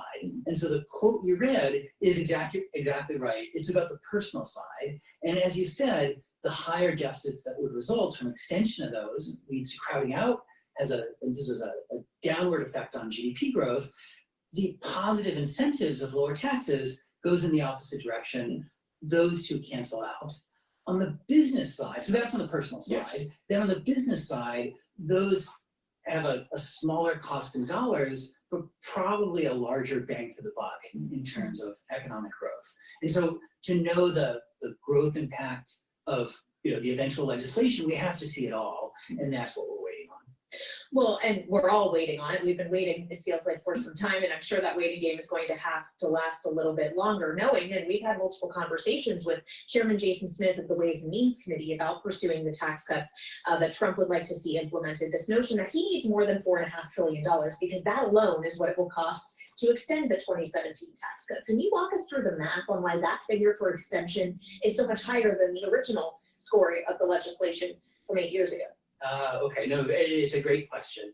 And well, first of all, I should say our colleagues in the Joint Committee on Taxation eventually will provide the cost estimates for the cost. And so their numbers will appear in the CBO cost estimates, but by statute, they're JCT's numbers. So, broadly speaking, the 2017 Act, when it was enacted in December 2017, had a variety of lower taxes, but it also had base broadeners. Some of those were one-time, changed the indexation of tax brackets. There's a one-time repatriation of foreign income that resulted in revenue, and another number of other provisions. And that's why the original cost of the 2017 Act on net was lower because of these one-off provisions. Now, of course, the cost of whatever is extended or whatever changes there are will again depend on the specifics. Are there one-off provisions? Are there other base broadeners? And what exactly is done? So when you start talking about the process here, bring us behind the scenes just for a moment, because I picture stables of men and women wearing green visors going through the grass. Just the amount of time required to read all of this is thousands of hours. How do you devour a reconciliation bill of that size? Now I'm sorry, I'm smiling at the green visors. that is our self-image. So, it's a positive thing. It's definitely positive. It's what we do. We read the legislation line by line and word for word, and we work closely with congressional staff. And the committees are very helpful as they develop legislation. We work back and forth. They provide us red lines. So you're seeing this as it's being written, though. You don't get this one night and you all have to go home and that's exactly take a chapter. Yeah, and of course, look, there's going to be changes over time. There could be changes at the last moment, and we support the Congress. Whatever process it is that does it, that's how we do it. I can give you an example from 2021. So this is the reconciliation that happened then. We Build Back Better. At the end of the process by which Build Back Better passed the House, it was never enacted, but it passed the House. There are a number of members of the House who had questions about the legislation. And we gathered a bunch of us at CBO together in a conference room. We were still wearing masks. And we all been vaccinated. And we're on a conference call with dozens of members of Congress, and they're asking us questions. On page 72, line 7, you have this, the White House says that, what's the difference? And the right analyst for CBO, one of my colleagues would get on the phone and the conference call and say, well, here's what it is, next member. And so that's the kind of in the weeds that we do if that's what members want. This is the good stuff, Kaylee. This is literally how the sausage is made. At some point during that meeting, we took, it's going to sounds crazy in 2025 thinking about it, but we took our masks off and we're all like, wow, this is weird. That's what you look like. And it's just like, we do what we need to do to accomplish the mission. Well, I guess it's also a question of how your mission, having been completed, is actually received by some of the very same members that you're referring to. Obviously, you'll be well aware that the CBO has come under some criticism for the way in which it's forced things. I mentioned the chair of the Ways and Means Committee, Jason Smith, earlier. This was him during our last conversation about the way tariffs should be or should not be involved in all of this. When you care about the fiscal health of the nation as a whole, you have to look at the possible influx of future revenues that could come from the president's trade proposals. And across the board, 10% tariff, which the president did campaign on, an across the board tariff, that can bring in trillions of dollars. So those are things that you have to look at that can affect the fiscal health of the nation as a whole. But in the rules of reconciliation, CBO and joint tax will not allow those to be scored appropriately. So he's talking about how tariffs fit into the fiscal health of the US overall, but because of the rules of reconciliation, the CBO and joint tax will not allow it to be what he described as scored appropriately. Weigh in on the appropriateness of the way all of this comes together, because even the Treasury Secretary says you can't view these two things in isolation, taxes and tariffs. Okay, no, and I agree with that. I agree with what Treasury Secretary Besson said. It depends on how the tariffs are put in place. If they're put in place through administrative action, through the president using his authority, then it doesn't score in legislation. And so Chairman Smith, of course, is right about that. We could still provide information to the Congress. So we could provide a letter that says, you know, here's what the president's done, here's our estimate of what the revenues would be, and here's the economic effects. And in such as it's going back to what we talked about just a moment ago, if we have revenue coming in that will reduce the amount of crowding out and boost GDP, and of course on the other side, the tariffs would reduce the efficiency of the economy, and you know that would go in the opposite direction with GDP. Right. Mentioned at the outset here, you're the easiest target in Washington, aren't you? Almost by design, by structure. You've made it clear, nonpartisan. That's almost like a kick me sign in this incredibly political environment we're in. Does it make your job harder? I'm tempted to look behind me to look for that sign. No, you know, CBO is a mission-oriented place, and the people who come to CBO, I have 270 colleagues, we are mission-oriented. We are here to support them. It's not always vice versa, but that's just part of the deal. And whatever information they need, our job is to get it to them, what they need, when they need it. Well, we appreciate you being here, at least right now, as you have those deadlines to meet eventually. When we look at ultimately the size of this legislation, however big it ends up. Philip Swagel, Director of the Congressional Budget Office, thank you so much for spending time with us here in our Washington, D.C. studio today. Much appreciated as we take a look at what's happening on both ends, frankly, of Pennsylvania Avenue. But we also have to talk about what's happening up in New York. I guess what Washington is doing about what's happening in New York. So much for congestion pricing, I guess. Paging Governor Kathy Hochul, the Department of Transportation says federal approval is no longer approved. DOT steps in. Sean Duffy, the new Transportation Secretary, already writing about it, Kaylee, in the past tense in a statement that came out in the last hour. U.S. Department of Transportation's Federal Highway Administration today terminated approval of the pilot for New York Central Business District tolling program. So I guess the question is, do they rip the gantries down? Well, I guess let's pose that question to our colleague. Bloomberg's Michelle Caskey is joining us now. Michelle, is this the death knell for congestion pricing? Is there a workaround for the state here, or does the lack of federal approval mean the whole thing's over? We're going to have to wait and see if the whole thing is over. This definitely doesn't look good, but there is going to be pushback from the MTA, the Metropolitan Transportation Authority, which is implementing the toll, and Governor Hochul. It's expected that they would push back on this legally. They feel that there's been a tremendous amount of environmental review already done on this project. And so we'll wait and see what happens in the courts. But this was what we were expecting from the Trump administration. He has spoken out against congestion pricing. Congestion pricing has expressed his concerns about it. And here we are today. His Secretary of Transportation finally made the move. We should note that Michelle is Bloomberg's reporter covering the MTA and congestion pricing. That's how huge this story is for terminal subscribers and people, of course, living and working in New York. Michelle, are you going to become a court reporter essentially now? This becomes a legal story. Well, our legal team has been great on this. There's already been these existing legal challenges to the program. Most notably, New Jersey Governor Phil Murphy has pushed back against the program, and that legal suit is still ongoing. New Jersey has their concerns are, look, this is a huge cost for our residents, and it could impact our communities if people are taking alternate routes to try to avoid the new toll. So they have their concerns, and it's interesting to see how this will play out. The toll started on January 5th. It was years in the making, and it started and actually didn't have all the drama that a lot of people were anticipating in terms of traffic jams and things like that. So the money's been rolling in, and we'll see what happens. Well, keep us posted on what happens. I think it's illegal because it inhibits interstate commerce. Please go to my store, the-studio-reykjavik.com. Get the NAD+. This helps to boost up your energy levels, helps to heal damage of your DNA, your cellular DNA, and mitochondrial DNA. And NAD+ helps to protect your neurons, so it increases your neural health. So I've added this to my stack.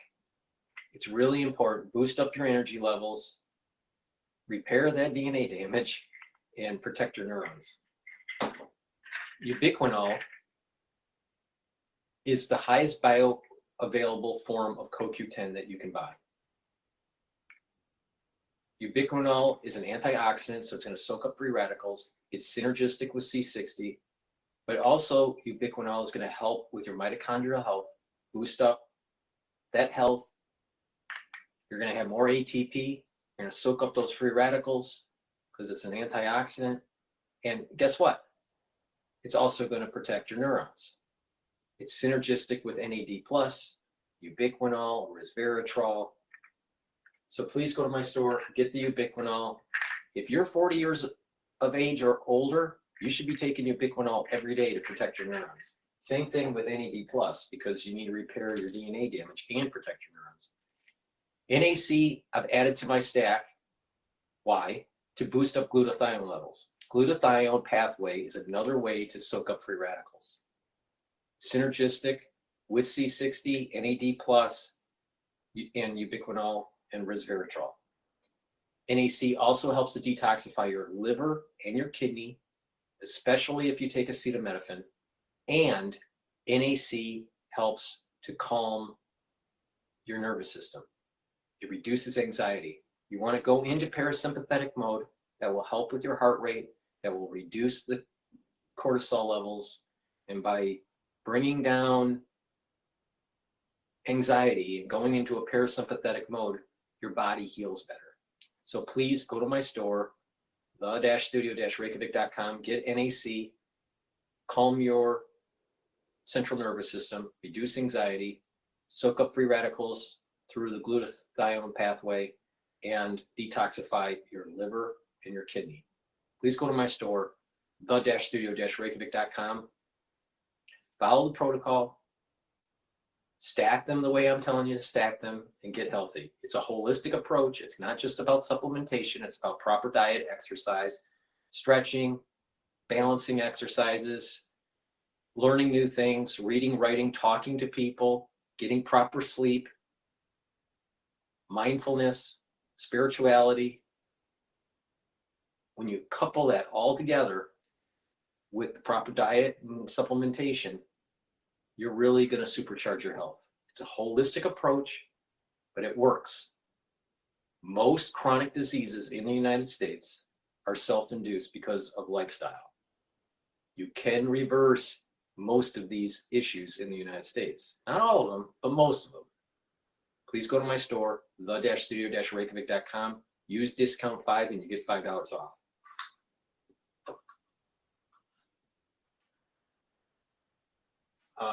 Let's go to RT here really quick.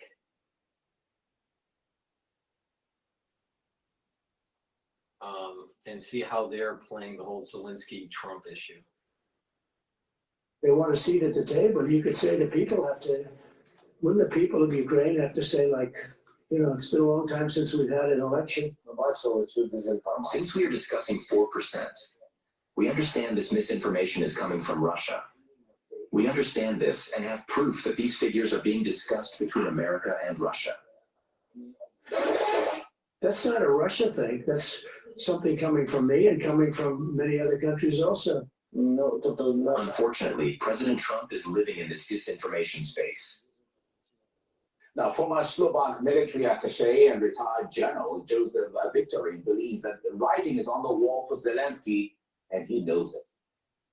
He fully understands. He will not support from the US, from this regime, this personnel, this personally, and will not support for the Ukraine's current administration. And Ukraine's people are clever as well, and they are trying to understand this administration for war discussion, not for the peace discussion. They have to change mind of people. They have to change politics. For this reason, if you are ready to change these kind of things, you have to organize election. And you know, and one more thing is probably for the Zelensky very difficult to understand what democracy is. You know, and this is not only question of the definition. This question of reality of democracy during process of election, and especially if there will be some results to organize practically these results to the normal life of the people. From this reason, he is absolutely under stress just now. There is a lot of money. We know how there was support from the US, how support from the European Union is many billions and billions. And now, answer from his side, we receive only some 70 billions. I don't know whether the 200 or something more than 200. Please only mention, okay, my country is under corruption. We are many people who are corrupted, and they lost money. It will be fantastic from the new administration if they start to do some inventarization, this process, and we will see in the future, I hope very short future, who is guilty. Okay, I'm going to go back to Bloomberg here. We're going back to balance of power. And it's not an accident that the president is going to be speaking there. The CEOs of TikTok, Oracle, Uber, and others also going to be joining the president in Miami Beach. And Tyler Kendall is already there, Bloomberg's own, in advance of the FII speech this evening. He joins us right now. Tyler, are you getting any more color from the White House on what Donald Trump's going to talk about?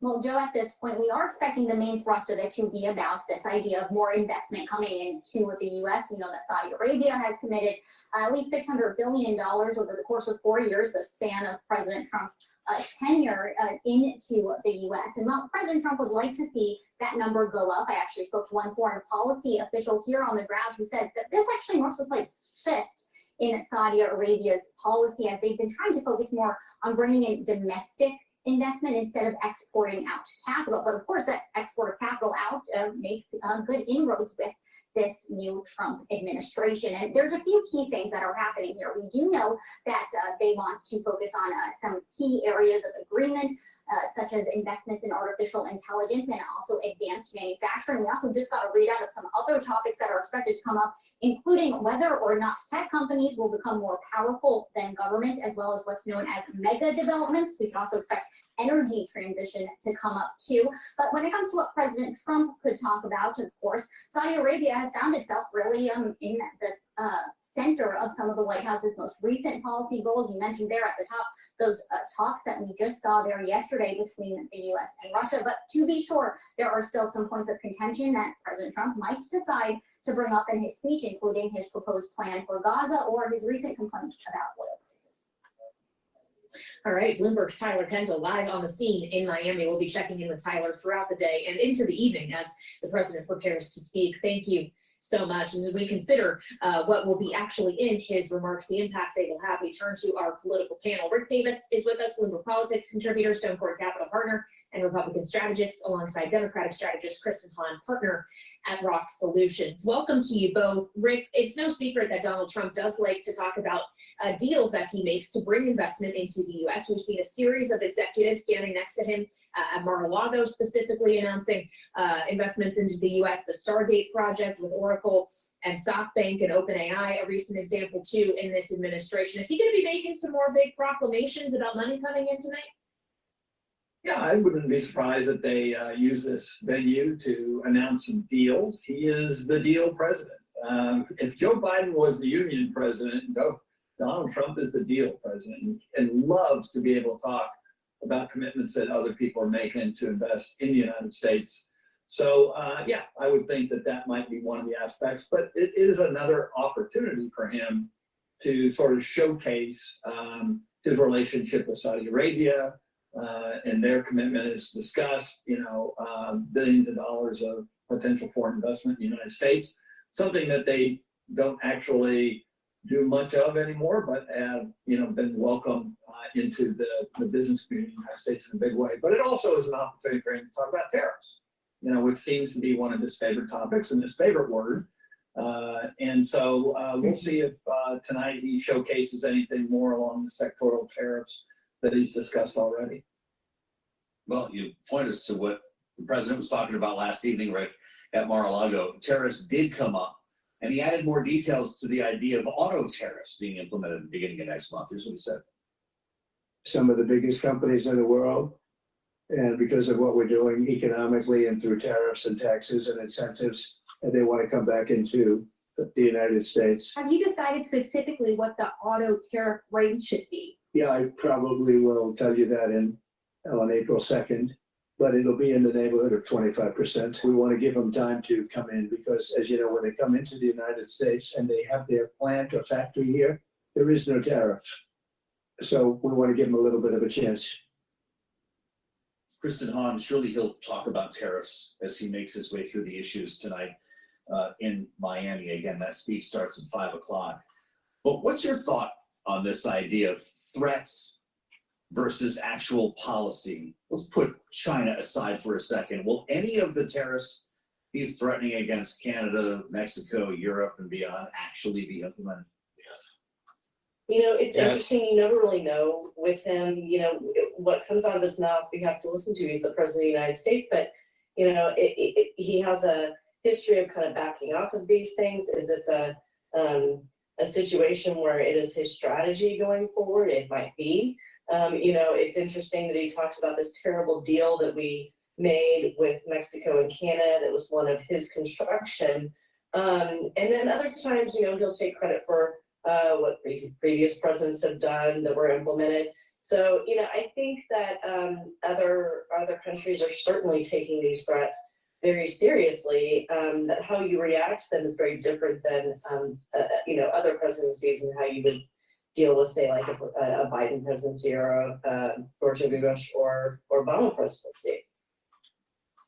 Well, so when we consider this notion that the threat of tariffs in some way, Rick, is being used as a tool here, does the tool stop working at some point?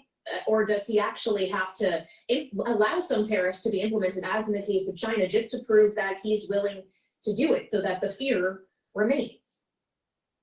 Yeah, it just depends upon what he's using a tariff for, right? We know he uses tariffs in a punitive way, like what you just mentioned about China.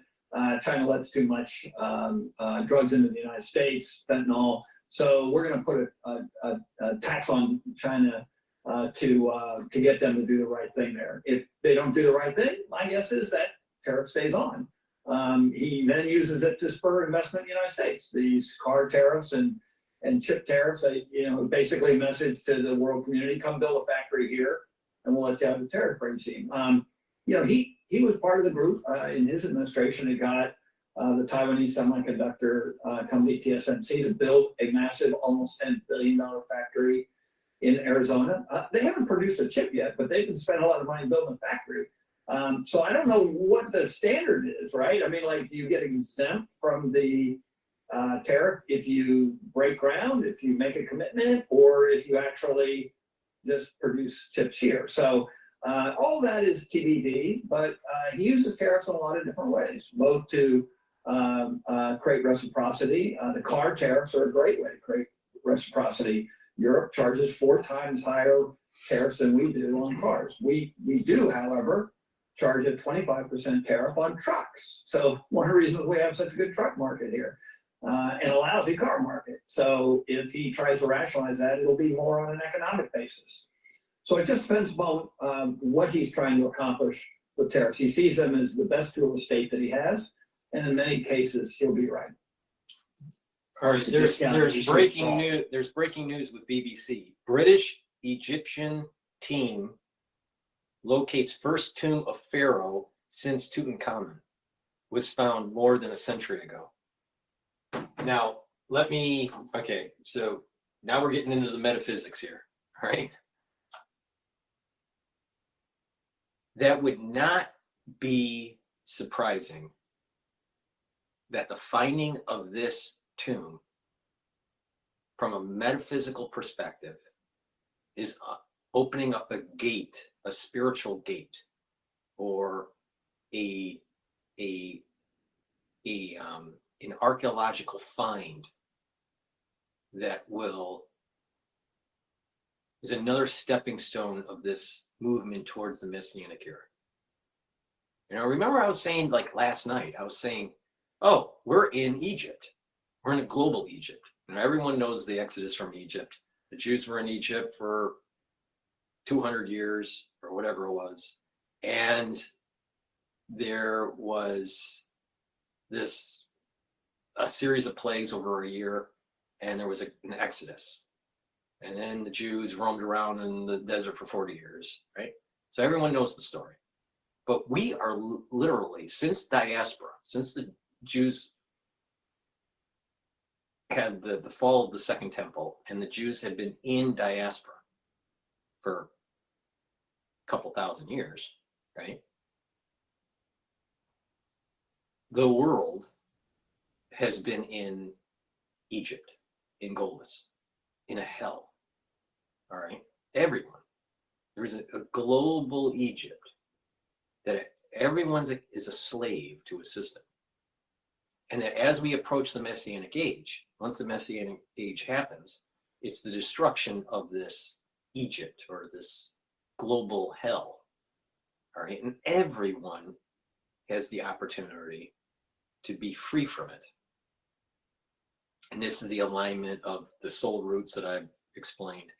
So it's not, this is kind of like, it dovetails really well with this global Egypt concept where, okay, they found a pharaoh. This is as big as Tutankhamun, all right? And, well, we're approaching this Messianic age.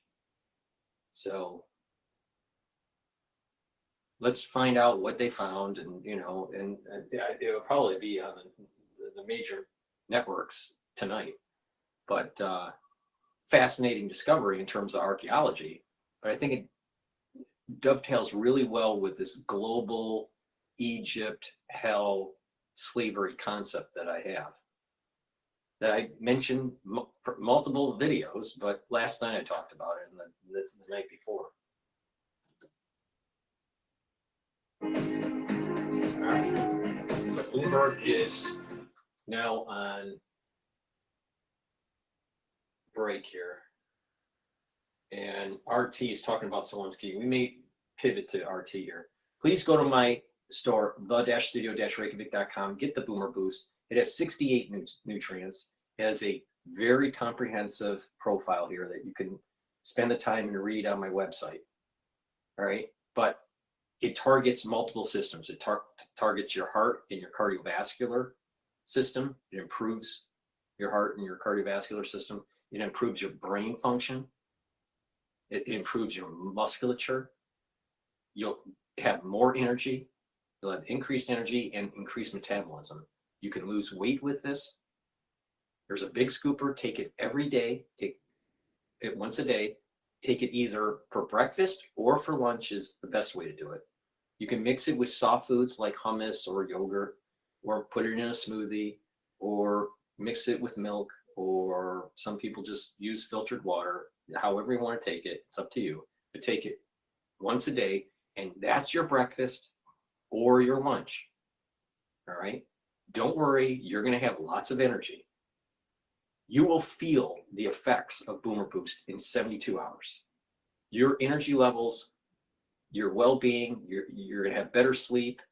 You will feel the positive effects of Boomer Boost in 72 hours or less. Now, what will happen here is that you're taking it every day, and you're improving your metabolism, you're improving your heart, your cardiovascular system, you're improving your brain, your brain function, you're going to be able to concentrate better, you're going to be able to sleep better. And you're just going to have this overall feeling of just more vitality, all right?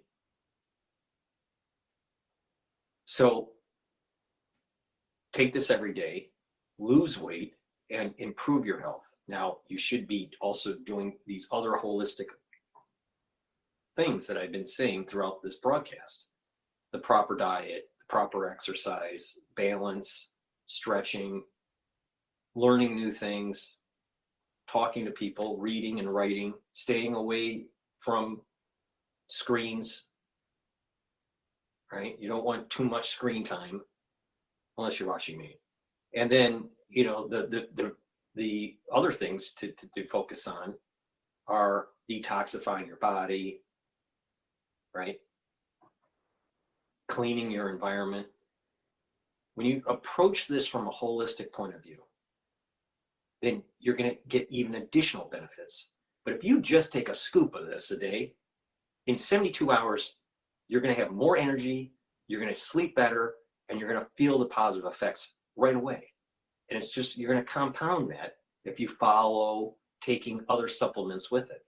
Like I said with the core, Max 35 to boost up your immune system, C60, soak up free radicals, turmeric, ashwagandha, and lignans to bring down inflammation, the Boomer Boost to boost up your metabolism and increase your energy levels. When you use that core, you're going to get super healthy in a very short amount of time. And you're going to notice your immune system is improving, your endocrine system is improving, your other organ systems are improving. You're slowing down the aging process. This is in your power to do, all right?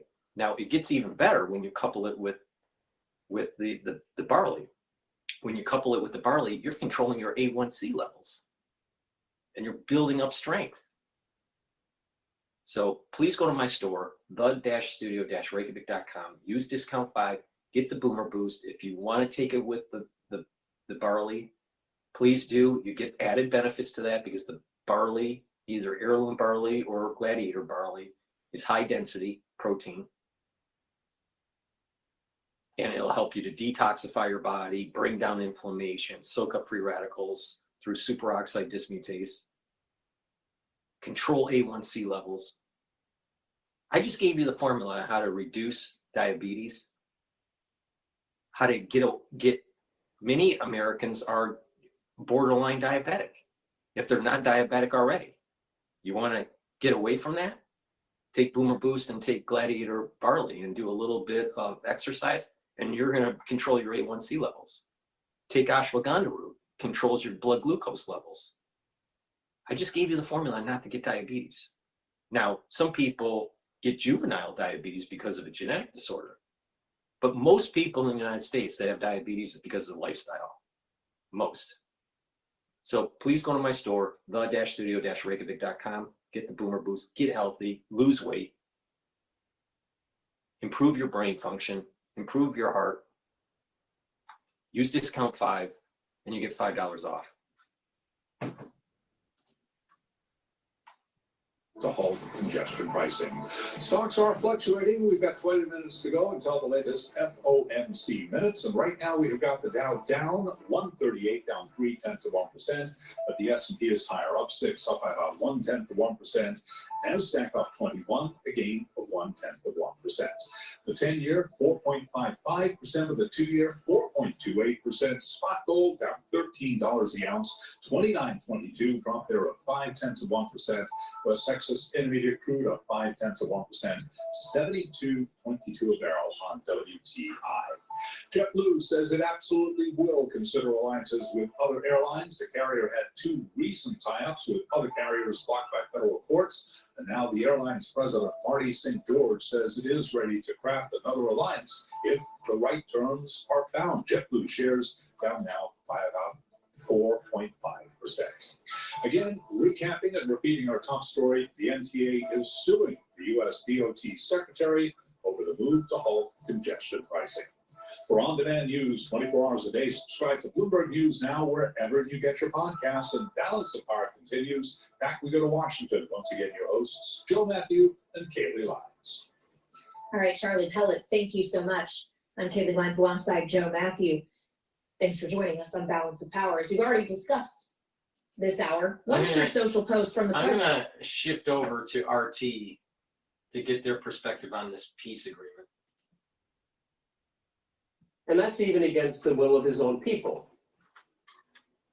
Yeah, of course. Here, the Ukrainians are not being heard at all. The West is being basically closing down Ukraine and closing down anything on the Ukraine so-called democracy because the borders are closed. The people who fled the country, paid bribes to the country. The people who left are in Ukraine cannot leave because they don't have the money or afraid to leave the country because the border is closed, they're going to get shot.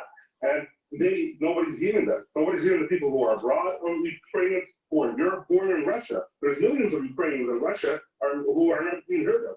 And Ukrainians in Ukraine are being basically put to the ground and nobody's talking about them. I just spoke to a couple of journalists last week from Wall Street Journal, and they're like, oh, we hate Dr. Carlson because he went to Russia and said, on the show what the situation in Russia is and talking about peace with the Russian Federation. But at the same time, I said, why don't you talk about the real situation?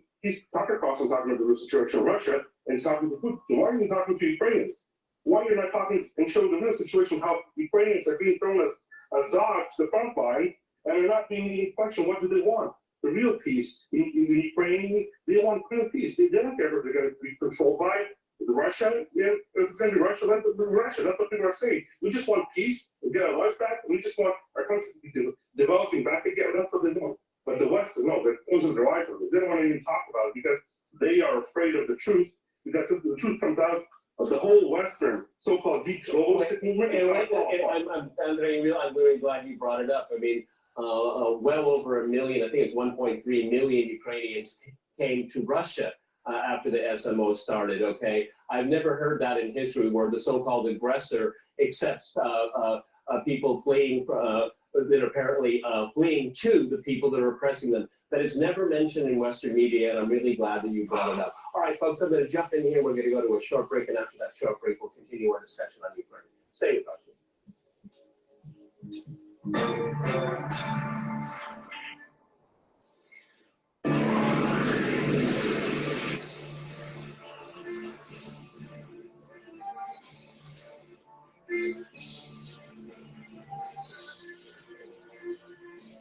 You know, the sad thing is that with the United States, with all its technology, with all of its money, our media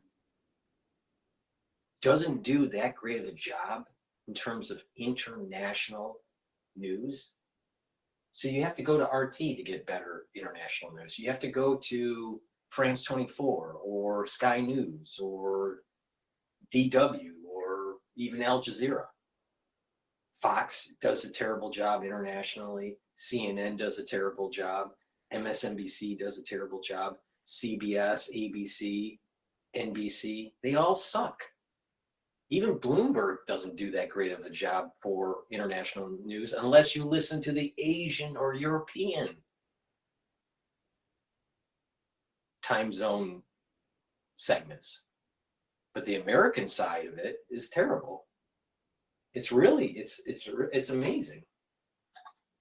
All right. Please go to my store, the-studio-reykjavik.com, and get the barley that I was talking about. You can take this separately, or you can take it with the Boomer Boost. You get a big scooper with these. Take a half a scoop or a full scoop of the high density barley. And what will happen is you're going to be detoxifying your body. You're going to be bringing down inflammation. And you're going to be soaking up free radicals through superoxide dismutase. Now, you get an added benefit if you take Gladiator barley and you do weight training. You're going to get additional strength. Both will help to control your A1C levels especially if you take it with Boomer Boost. The max benefit that you get for building muscle is to take the Gladiator Barley, the Boomer Boost, and the Myotrol, because you boost up your energy levels with the Boomer Boost and your metabolism. The high density protein is the building block for your muscle, building muscle. And the Myotrol helps with the gene expression to build muscle and to maintain muscle. So the best stack for, let's say, for an athlete or someone that wants to, that's older, that wants to regain muscle and stop the atrophying, is to take the Gladiator Barley, the Boomer Boost, and the Myotrol. All right, that Myotrol supplement that I talked about earlier. That's a super stack, and you're really gonna, you know, get more muscle. You're gonna be fitter, right? But not just that, you're controlling your A1C levels. Right there, this combo will stop diabetes for most people if you take it every day. So the way you do it is that you take, if you're gonna take the combo, take a full scooper of this for breakfast or for lunch once a day, right?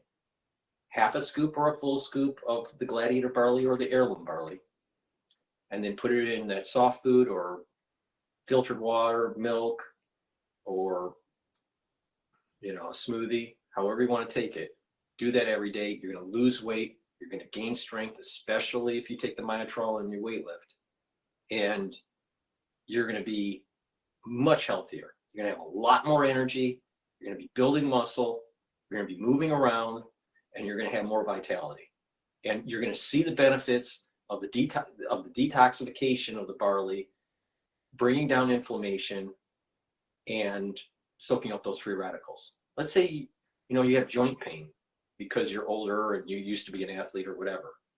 Well, guess what? You can bring down that inflammation and that soreness. And then over time, you can actually remodel your bones and your joints by taking collagen and taking the D3, K2, and follow the protocol to reverse osteoarthritis. This is in your power.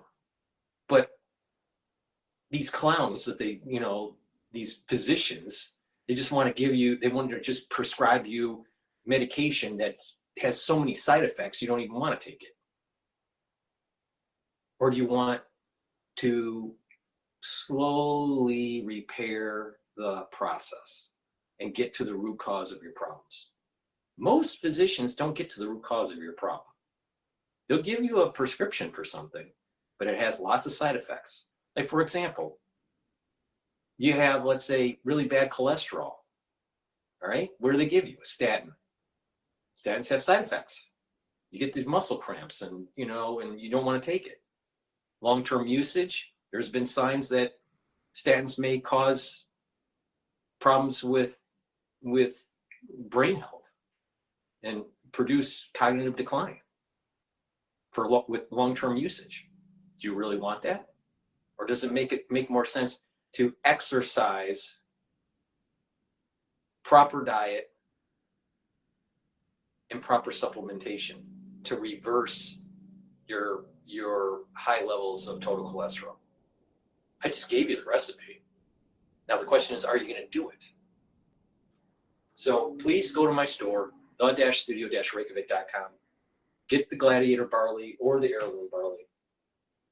Both very high quality. You can take them separately or take them with the Boomer Boost. If you take it with the Boomer Boost, I've created a longevity boost box. It's at a discount.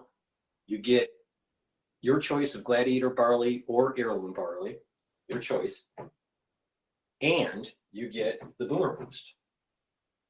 It's a great way to save money. So get the longevity boost box because it's at a discount compared to buying these products separately. And you can use discount 5 on top of it.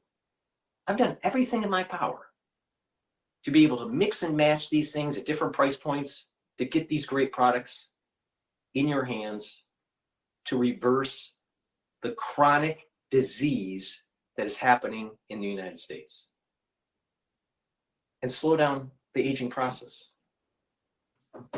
Now, you can take my advice or don't take my advice, but I guarantee you this, if you don't take my advice, you are going to have problems when you become older. Thank you for listening. That's the end of my transmission here. I'll do another one most likely tonight. For the ones that are on X Spaces, thank you for listening. Again, for the people that are watching on Rumble and YouTube or on my website through the live streams, you can do a call-in through X Spaces, ask questions, give me your opinion on certain topics. It's supposed to be interactive, but for the ones that have been participating in the chat, thank you very much. Have a good day, and just approach health holistically. And when you do that, with all the things that I said, and you mix and match and you stack and you get healthy and you approach your life in a holistic way, you're going to get healthier. You don't want to get on all these, you don't want to get on pharmacopoeia, because pharmacopoeia is, it has a tendency over time to make you sicker. Not, it doesn't really help you, in the long run. So please go to my store, the-studio-reykjavik.com, and get the supplements and pay attention to the protocol and approach this problem holistically. Thank you for listening and have a nice day.